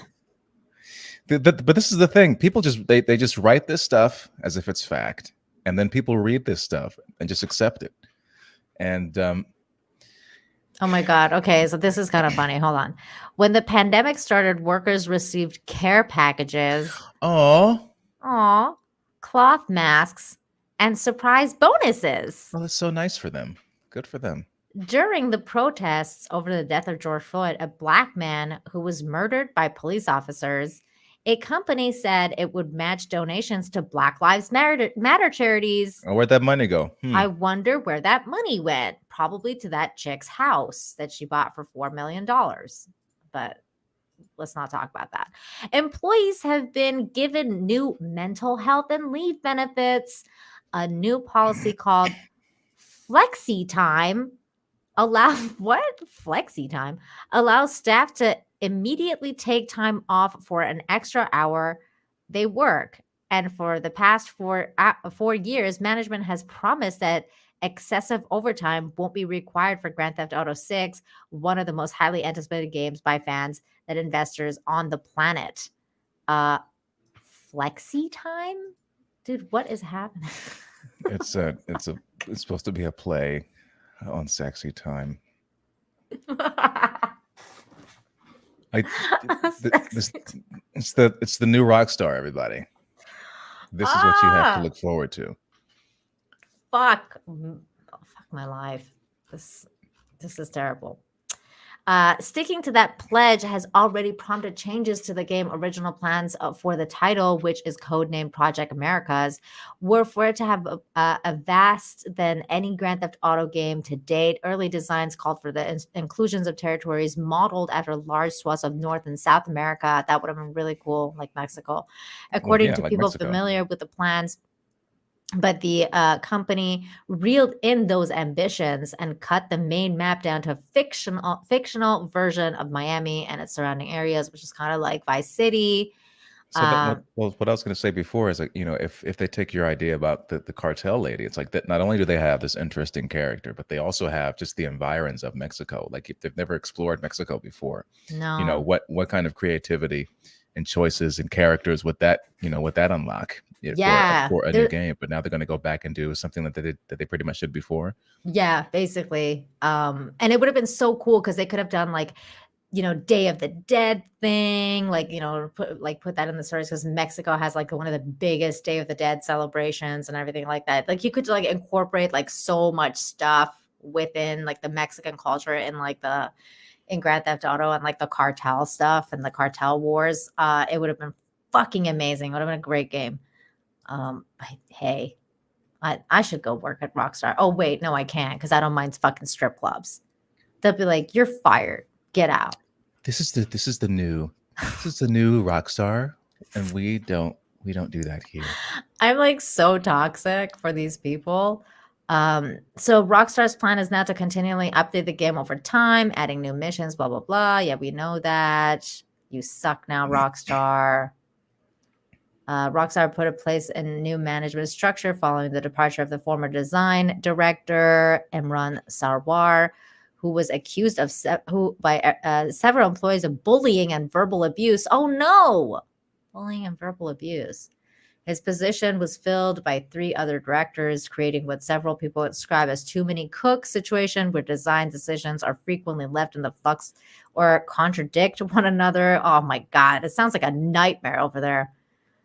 Some core aspects of the game, such as combat, were still going through changes, even as developers expected to be a lockdown. Employees said Sarwar didn't respond to requests for comments. Man, you're right. This whole article has been about how Rockstar is fucking dying. Let me quickly get some of these super chats, and then I know you're trying to wind down, so let me read some of these, and then we can have you do your outro. CJ for 5 says, if they wanted to make GTA 6 more modern, when I caused mayhem in the city, the police should catch and release me without no bail. I know, right? They should. That's hilarious. There's no consequences. Yep. Thank you for that. Valkyra Winter, thank you so much for the $20. So generous of you. Hell to you both. GTA 6 is heading to more like new Saints Row. Yeah, I heard that game sucked. I haven't played it. More woke in your games for that 2% of weirdos, where the rest of us just want a good story or just enjoy something that isn't based around real life. Yep. To all of this. Thank you so much for that. John Kennedy, thank you so much for the $5. Says, thanks for the heads up about Cuomo. Just Fredo bombed the channel. I look forward to downvoting his videos on a regular. You guys are awesome. Thanks for that, John Kennedy. When I found out about it, I just laughed because I was like, oh my God, of course he is. Of course he is. Like, going to YouTube because now he's like fired from CNN. Like, where else is he going to go? Nowhere. Bird Up, thank you so much for the 5, says, you could create a female character in Saints Row games, except for the first one. I think add your player character's insane gang boss. That's cool. I should play Saints Row, at least the first one. I think I played the first one a long time ago. It was all right. And then Bird Up again for another 5 says, didn't Rockstar learn from Atari that as soon as your game development workplace purges the booze, weed, and strippers, it all falls apart? You know what?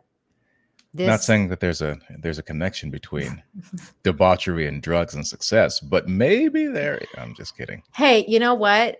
Oftentimes, my friend Lorena and I, we do a show together called Toxic Femininity on Monday nights on Midnight's Edge. But often she talks about how creativity died when cocaine stopped flowing in Hollywood, and how they should probably bring back the cocaine. So I feel like maybe there is a correlation with debauchery and success. I don't think it hasn't stopped flowing, and trust me, it has not stopped flowing in Hollywood. Oh my God! If anything, they've added to the schedule of drugs out there. Wow. They're just not doing it right. I think they're doing meth. They're not doing coke. That's what happened. They switched to meth, and then the creativity died. They had cokeheads in previous generation. I mean, Charlie Bird was a heroin addict, the jazz player. They're just not good at their jobs. Stop making excuses for these people. Yeah, they're just not good at it. Clifton, it's been a wonderful night. Thank you so much for coming on to hang out with me. Oh, thank you, Nina. I It's appreciate it. It's been been fun, shooting the ish with you. yes, it's been awesome. You're welcome back anytime. Please, before you leave, tell everyone where they can find you, and all of his links are in the description down below. Oh, well, thank you. Well, you can find me on Twitter at Clifton A. Duncan. I'm on Instagram at Clifton Duncan Online. I have a podcast called the Clifton Duncan Podcast. You can find that on Spotify as well as my YouTube channel. My YouTube channel is simply Clifton Duncan. I also have a Substack called Musings from the Apocalypse, which I upload to about once every 6 or 7 months or so.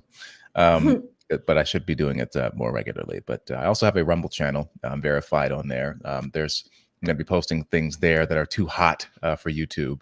Some fun guests coming up on that as well. So, Ooh, nice. And more things coming. We just passed 14,000 subscribers on the YouTube channel, which is pretty cool. Nice. I'm gonna have to definitely subscribe to your Rumble because can't talk about real ish over here on YouTube. So I gotta check you out on there. No, you can't. By the way, great interview with Medicare, because usually when whenever I've heard Medicare talk in different places, everybody usually always focuses on his drama with Ralph, or they just want to talk about that. And I thought that your interview with him was just really, really cool, because I'd never heard of him talk like that before. Yeah, a lot of people kept saying that, which is funny. I just talk to people that I find interesting, and he's just somebody that he was so instrumental in launching the whole Gamergate kerfuffle, and I wanted to get a chance, but then we totally got raided by, I guess, a bunch of I the saw other people. And the chat went kind of nuts, but I was like, this is weird, but. Yeah, it is what it is. I wonder what he's gonna think of this whole GTA Rockstar situation, since he was, he's a big gamer. But thank you again, Clifton. Been wonderful, and I'll see you next time, buddy. Alrighty, have a good Take one, Nina. care. Bye, everybody. Bye. Clifton Duncan, everybody! Yay! That was awesome. I'm going to stick around for a few more minutes and talk to you guys, because there was a couple of other things I wanted to cover.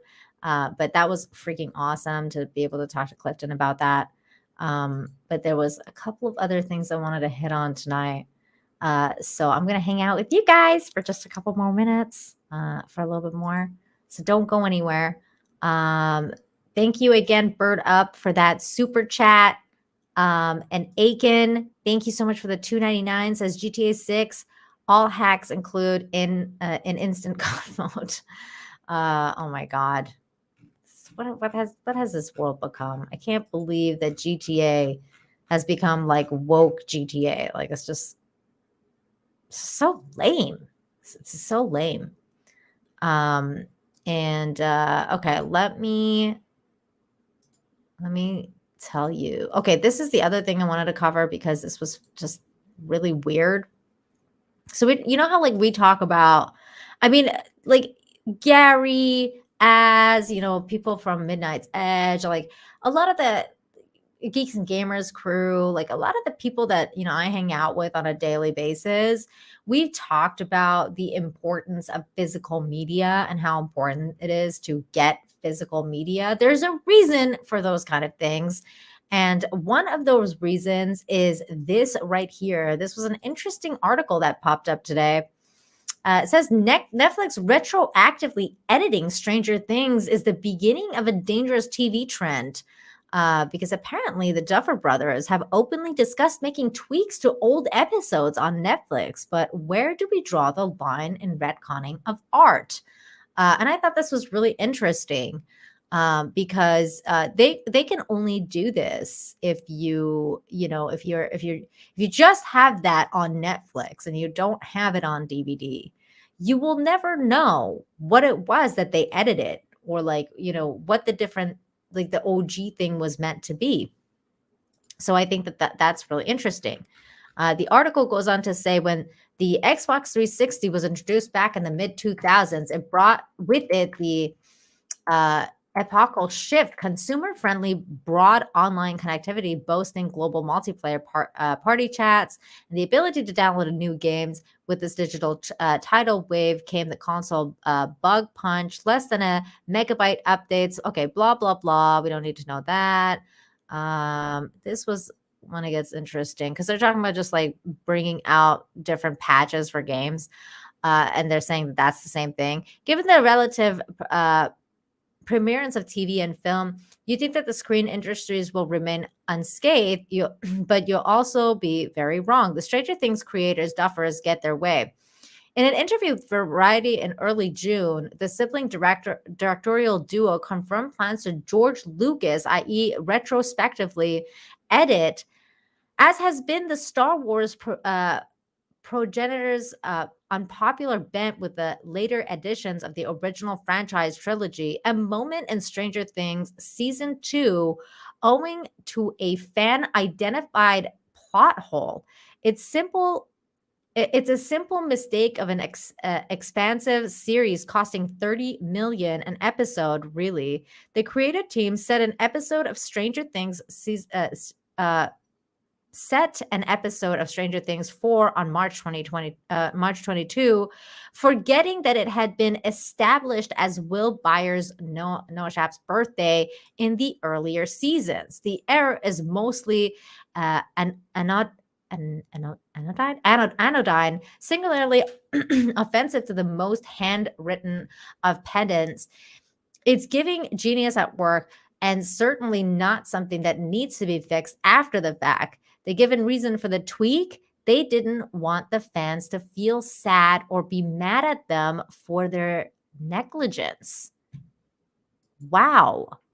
Can you imagine this is what they're like, people on Disney Plus are going to do? Like, they're going to now listen to people like Gary or like, the new Amazon Lord of the Rings or whatever. Like, people will talk about lore and the problem with like, how there's so much, there's problems with different things with iterations or adaptations of lore and blah, blah, blah, that they're just going to go after the fact and edit that stuff out and like pretend it never happened. I think that's really weird. That's like a really weird thing. Confirmation was given to Variety later that month that we have George Lucas things also that people don't know about, Matt Duffer said, declining to touch upon the specific altercations made to previous seasons. A long-standing rumor that a shot of Jonathan photographing Nancy from the bushes outside Steve's house had been removed had proven to be false. Editing a continuity error after the fact would be fairly innocuous if not for the implied slippery slope. No one can ever convince me, a rational person, that anyone aside from the subset of weirdos online would actually care. But hey, said tweaks bode no dramatic change. And if this wasn't a news story, the vast majority of viewers simply wouldn't notice. Season 1 came out 6 years ago, after all. It's not as though most watchers are tracing back characters' beats like an archivist for Ancestry.com, as much as I'm sure that the Duffers would like to think that Kool-Aid has been more widely sampled. A show like Stranger Things, the most highly watched series on Netflix in an English language, boasts huge cultural cachet. If the Duffers are doing it, who's to say that other creators won't? One day, patches might become a commonplace in screen media as they are in video games, and that is truly worrying precedent for consumers that are integrity of art alike. And I agree with that. I think that that's an interesting precedent to set, to just like go and retroactively take stuff out that people find problematic, or like if there's an actual problem. It's like when you're if you've ever been involved in art, or if you've ever gone to art school, one of the things they tell you is that to always keep your previous works. They always tell you, like, don't throw stuff out. Keep a progression of what you've created so that you can see how far you've come. So like, that's one of the things that they teach you in art school, is to like, figure out like what you've done wrong and what you've done right and keep practicing, but don't throw your stuff away and don't erase. Like they tell you, like, don't erase certain things, just like draw over it so that you can see how far you've come. If you've done different things, you put one of those sheets on and then you put another one, like you make layers and then you draw over it so you can see the difference and like how far you've come. So it's like, there's just a lot that goes with doing something like this. I think that is an interesting precedent. What do you guys think? Do you think that this is it's a good thing? It's a bad thing? Play the high note for 2 says, hey, Nina and Cliff, sadly, GTA 6 is too big to fail. Maybe. Things have failed before that are people didn't think that it was going to, like, for example, Cyberpunk. Like, Cyberpunk was like huge. Like everybody wanted it. Everybody was talking about it. The Witcher 3 was a huge hit. And then they came out with Cyberpunk, and Cyberpunk was a fucking mess. So if they come out with GTA 6 and GTA is a mess, I don't know. They might make history as well, but for the wrong reasons, So it's not the type of history that you want to make the shittiest, shittiest GTA game of all time to be known for that. I don't know. I don't know how to say your name, Ulf. Thank you, Ulf. For 5 says, this is a sad time to be a gamer. So much of this nonsense. Have you heard about KOTOR? Well, I heard that they're remaking it. I have not heard anything other than the fact that they're remaking it. Like, I don't know. I did see like the new promo that they put like a few months ago. I liked the promo, like, because it wasn't a gameplay promo. It was just like the video promo. And I didn't mind it. I thought it was really like nicely animated. But why? Is there something going on with KOTOR now? Did they like sex swap people or something? I'm not sure. Brick Hardcastle, thank you so much for the $1. Thank you for supporting the channel. Let me just really quickly check my chat side and make sure that there's no member messages or anything like that. 1 second, guys. It seems like it's good. But Bird Up sends in a $5 super chat. So the Duffers are going to go back to season 1 and fix the part where Steve was listening to Sunglasses at Night since the song wasn't even out yet. They might. That's the kind of stuff that they might do. And I think that's not good. I don't think that's good at all. But yeah, they might do that. Why not? If you find anything that's a problem at this point, you just go and edit it out. I don't know. And then I guess we'll never know, right? Or like, unless you're a diehard Stranger Things fan, like you're never, like, I don't think you're ever going to know. All right, thank you for the $5.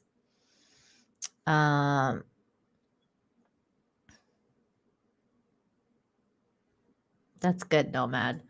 Okay, let's see here. The next thing I wanted to cover was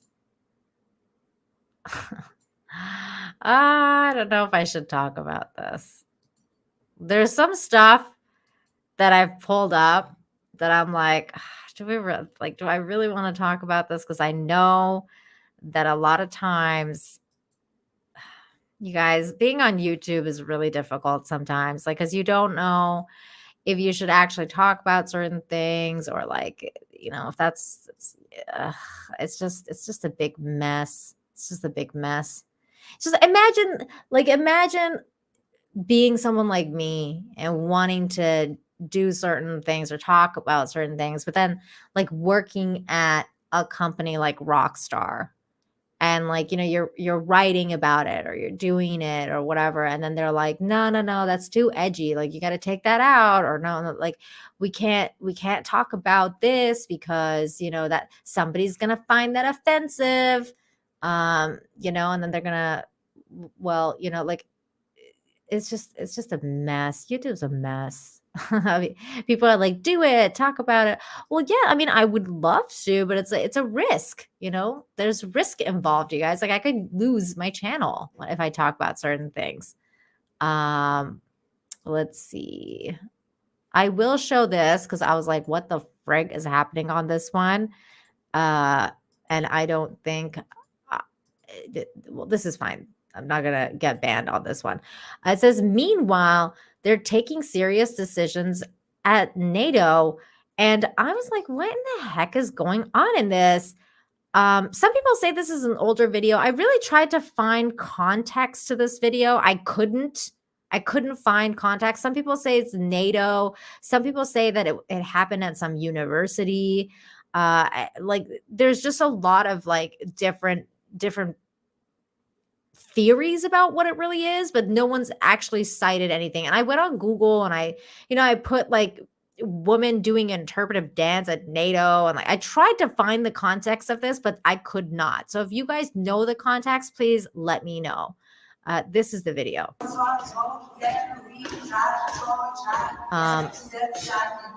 I'm gonna mute this, by the way, because I don't know what the hell song it is. Okay, there's a lot going on here. So first of all, this lady like just starts doing it too. And this dude right here is like, what the fuck is going on? Because she was like standing here at first. Hold on. Okay. Like, what the frig is going on in this? Okay, hold on. Because, okay, when we start, she's standing over here. And this chick's like just gyrating or whatever the fuck this is. This dude is looking up like, I want to kill myself. Like, he's just praying to whatever God he prays to at night, that he just wants to end it. Like, he just, like, this guy's like, why am I here? Like, what is happening? And then this chick is like, I'm going to come here and start dancing too. And this is literally the weirdest situation ever. I don't know what this is. I'm just completely baffled as to what this is. I mean, if you guys know, if you guys have any idea what this is about, please let me know. Zero Smoke says this is a new Fortnite dance. It's lit. Okay. She's possessed. She kind of looks like that. Like, is this the trailer for the new Exorcist movie? Because I mean, I guess that would make sense. The guy on the left is into it. Wait, who? All of these people look like they're very confused.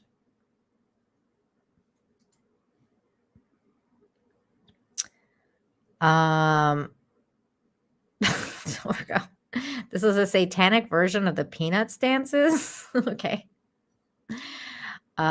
Witchcraft, she's possessed by demons. Okay, so a lot of people seem to think that this is some sort of religious demon thing. I can't argue with that because I don't know what the hell's going on in that shit. I just don't even know. No, she was wearing a nightie. She was wearing a nightie. This isn't normal. I agree with that, Chris Toki.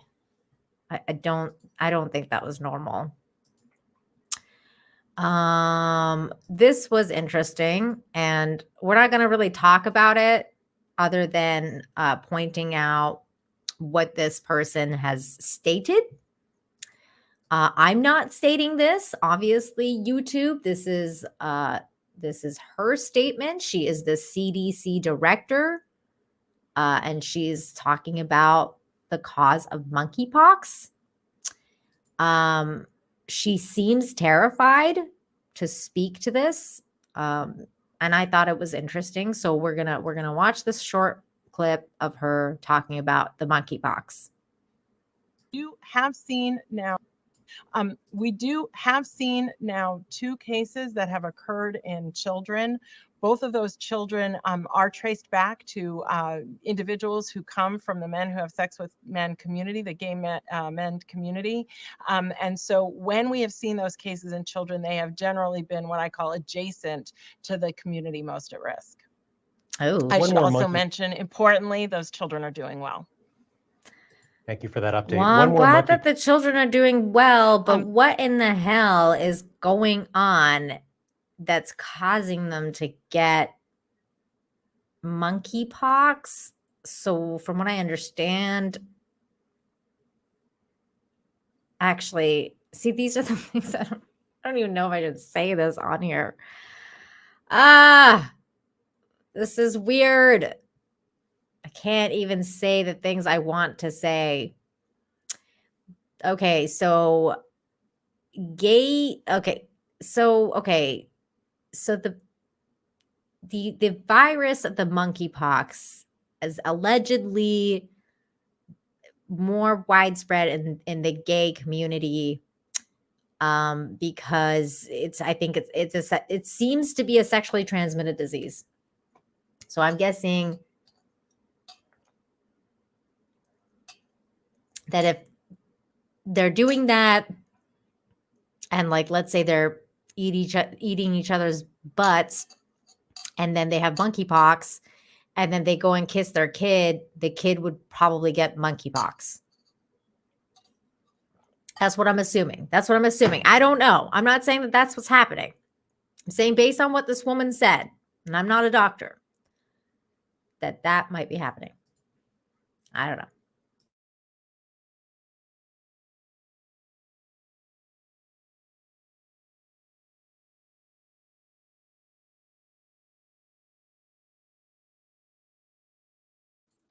I had to cough. So that was my coughing moment. I'm skating that line, yo. I'm skating that line. It's very difficult. It's very, very, very difficult.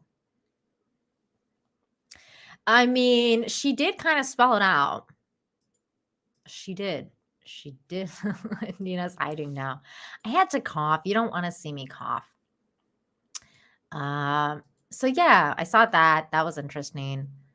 And then I saw this. It said, "Welcome to NYC." And I mean, I guess some people were saying this is how you get monkeypox, like by doing stuff like this. And I mean, I could see that. I gotta mute it though, because this is not good. So I guess this is like an NYC like subway, or I don't know what the hell's going on, but people in NYC are freaking insane. This is so inappropriate. Like, are they? Wow. And they're just doing this kind of stuff like on the subway. Like, this is so weird. You know, I've never been to New York, and seeing stuff like this doesn't cause me to want to ever go to New York. That's enough of that. I feel like that was way too much.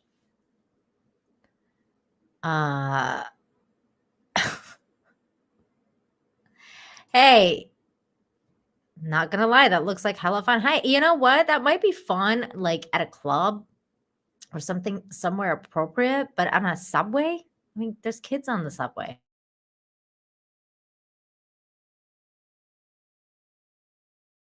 I don't know if it's very appropriate for a subway. But hey, whatever floats your boat. Sorry, Curtis. Darren says I need to shower now. John Edgar says I need some eye bleach. I feel you. Yeah, I was like, that's enough of that. We don't need to watch that any more of this. In other news, Fauci's retirement pension will pay him more than Biden's annual salary. Fuck that guy. That's all I have to say about this. that was just I mean, I'm not like I really don't want to focus on it, but just knowing stuff like this really pisses me off because I think this guy is such a fucking piece of shit. Ugh. Wait, do I have like any clip that is good for this dude? Let's see. Anything? No. So I'll just play this. If it's clear and yellow, you've got juice there, fella. If it's tangy and brown, you're in cider town. Now, there's two exceptions, and it gets kind of Oh, tricky here. you can stay, but I'm leaving. Can be yellow if they're using late season apples. And of course, in Canada, the whole thing's flip-flop. Every time I see stuff about Fauci or the monkeypox or COVID or anything like that, that's what happens to my brain. Like my brain's just like, I'm done. Like I'm out of here. So when I see Fauci's retirement pension will pay him more than Biden's annual salary, I'm like, fuck this guy. Like, fuck this guy. Ugh. This guy can go to fucking hell.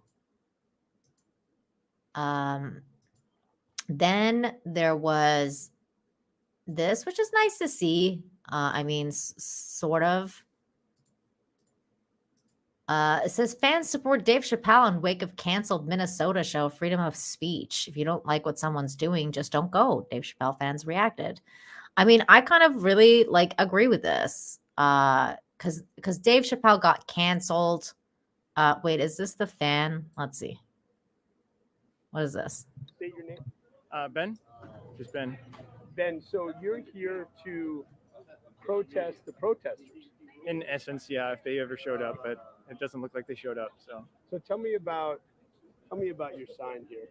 I'm just What? in support of, if you hate him so much, just provide another example of a better comedian, So just that's as simple as that. So Oh, what do you think of the fact that the LGBTQ community tried to get enough signatures on a petition to move the show out of here?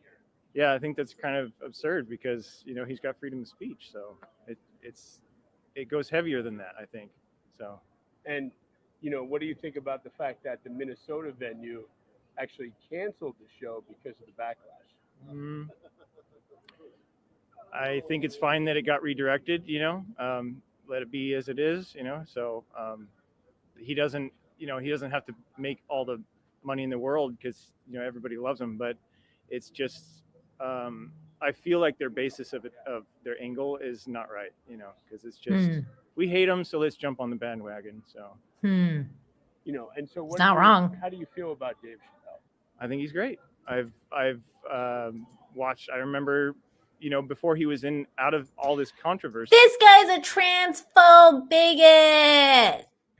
He said Dave Chappelle was great. Wah, wee. It was like half baked, and he was just everything was so simple back then. He just was funny. So yeah, it was great. And I've watched not everything, but I've watched a lot of movies since then. So but yeah, I think he's a great guy and he's smart, so he knows what he's doing.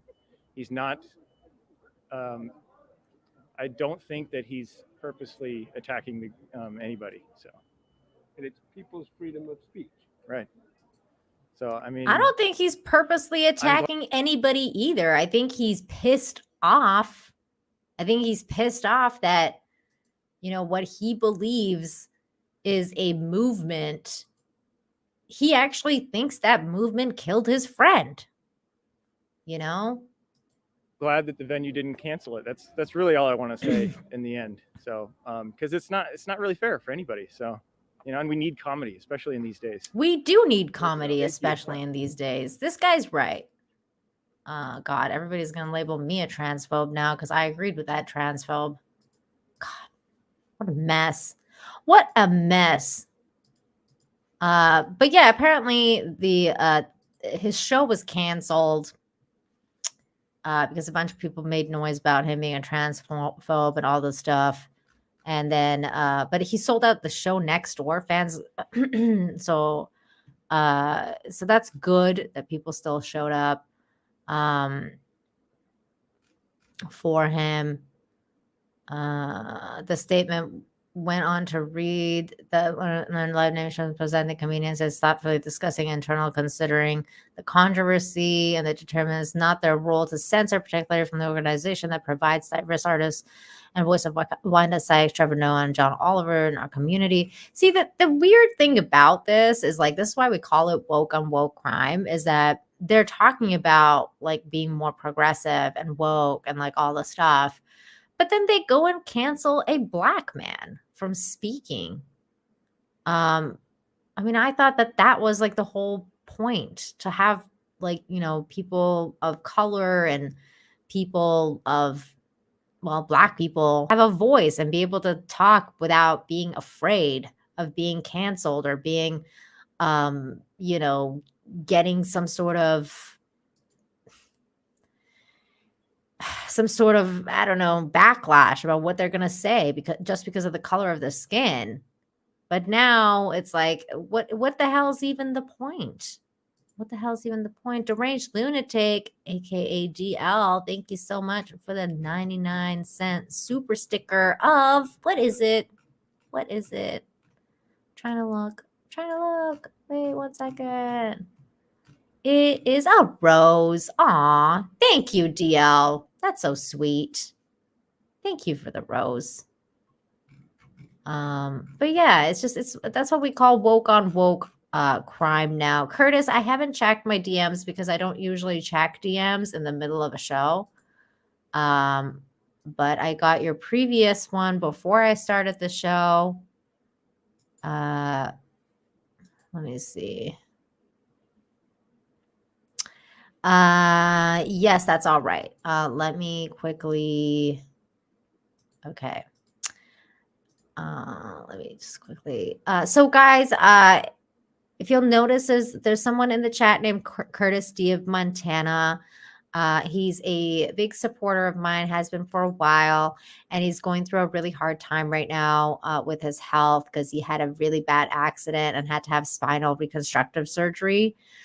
He's got a Give Send Go account right now, and he is basically, he cannot work for quite a while he's recovering, and his wife has taken about 3 months off to help take care of him.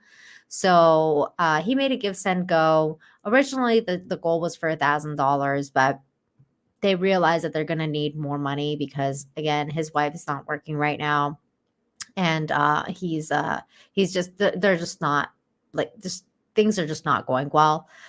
So anyways, he's got a Give Send Go here that will provide some relief, you know, for a little bit. If you guys are interested in donating to him, please do so. He's just he's been a very nice fan of mine, and I really truly feel bad for what he's going through. I mean, for anyone to go through something like this, it's very difficult. So here it is. Give Send Go. If you guys are interested in helping out Curtis, every dollar goes a long way. But also, if you can't afford it, not that you don't want to, you probably want to, but times are hard. And if you can't afford it right now, just share it. Just share it on your social media. Just share it out there, because you never know, and someone else might be able to afford it, and they can help. So please just share it out, or send them a prayer, because this thing has a prayer option as well, and you can, like, send him a note or send him a prayer and let him know that you're thinking of him. It's always nice to know people are thinking of you. There he is. He says, I've never had to do this. That's okay, Curtis. That's okay. Of course, man. Don't worry. I understand. You're going through such a hard time. Life is hard, man. Things happen. Life is difficult. And it's a really unfortunate, it's an unfortunate thing, but you know what? Like, you have a support network here, and you know you have a great wife that is on the by your side, and she's taking care of you. And that's sometimes those are the important things to know, you know. I always try my best. You know me, Curtis. I'm the infinite hope girl. You know me. You guys from the chat know me. I always try my best to look at the best case in the worst scenarios. So you know, just as long as these kind of moments in life really make me take note of the people I have surrounding me, or like, you know, who's there to support me and who's not, and who's there to you know, step up when I need them the most. Like when I was like sick last week, I was, or no, it wasn't last week, it was a few weeks ago when I was sick. I was like, you know, just so sick in bed and like just not in the greatest of moods. But I was just so happy that my husband was around because he was making me soup and stuff like that. And I was like, I'm so thankful that I have you, because without you, I don't know what I would do. And it's just one of those things where it just kind of like makes you think about the things you do have. You know, you may not be going through the best time, but sometimes you just got to find the silver linings. That's why I love that movie, Silver Lining Playbook. Have you guys ever seen that? That's a good movie. Really makes you think about looking at the positive things versus the negative things. I love that movie. It's a great movie. Sympology agrees. Yes, that was a good movie. I watch that movie like once every couple of years just to like, you know, it's just a really good movie. Yeah, exactly. Vertical Horizons. It humbles you and makes you feel grateful. That's exactly what it does. Ella says, I fancy a bowl of soup now. God, soup is so good. Like good soup is really good. Like I love like really good soup. Like good hearty soups. Those are great. That's so nice. That's nice to see. I love my chat. You guys are great. Thank you, everybody. I'm going to put this give, send, go thing in the chat one more time. If you guys are interested in donating, give, send, go. Please donate to Curtis's cause.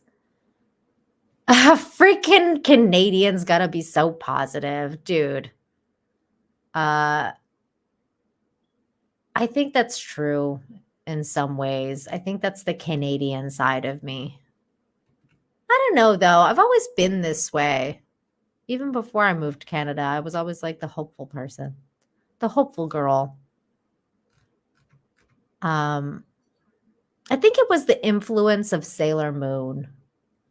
I think Sailor Moon really influenced me to be like hopeful.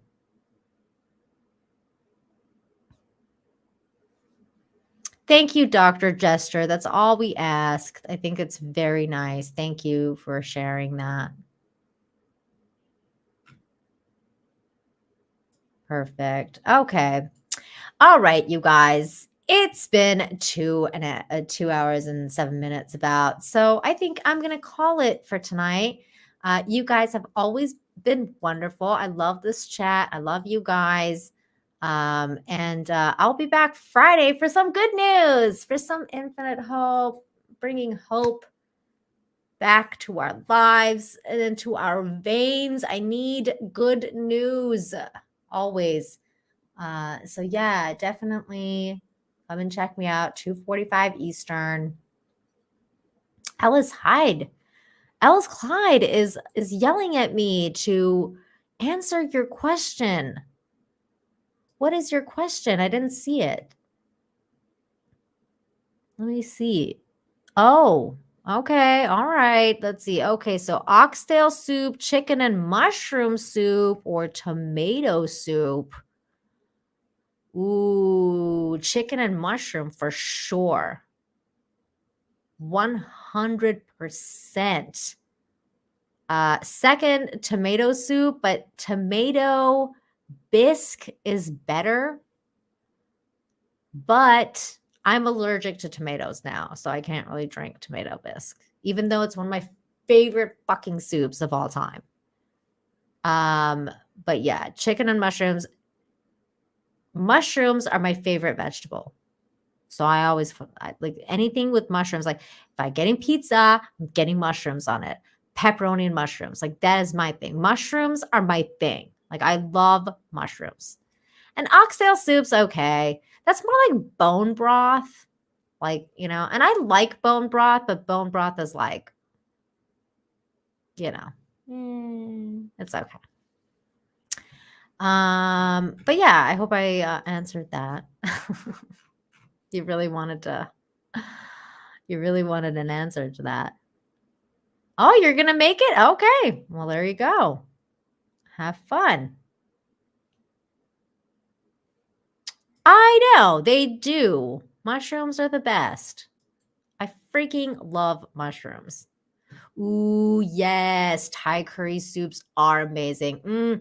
There's this Thai curry soup that's like, it's got mushrooms in it. It actually comes with like coconut milk. It's like coconut milk, basil, chicken, and then mushrooms. And it's like one of my favorite soups ever. It's so freaking good. And I think it's got like red curry in it. God, that makes me hungry for like Thai soup.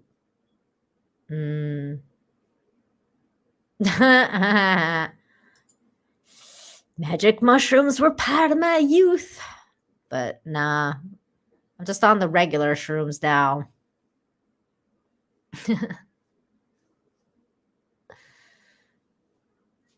I know. I'm sorry. I'm like getting hungry too. Okay. I love you guys. Come and hang out with me Friday for Infinite Hope. We're going to talk about good things, inject some positivity into your system. And I got to give a big, huge shout out to my guest tonight, Clifton Duncan. He's amazing. Check out his channel in the description down below. Check him out on Twitter. Check him out on Instagram. He's very vocal on Twitter. He's just killing it with those tweets, actually. And he's got a really great podcast, so check out his podcasts. Thank you, everybody in the chat, for supporting the channel. You guys are awesome. Thank you for the members. Thank you for the super chats. Thank you for just pressing like and listening. Let me make sure that I didn't miss any member messages really, really quickly. Double checking. Doesn't seem like I've missed any more. Thank you again, everybody, for being here. Mods, you are awesome. Thank you for modding. And I will see you guys next time. Have a great one. Bye.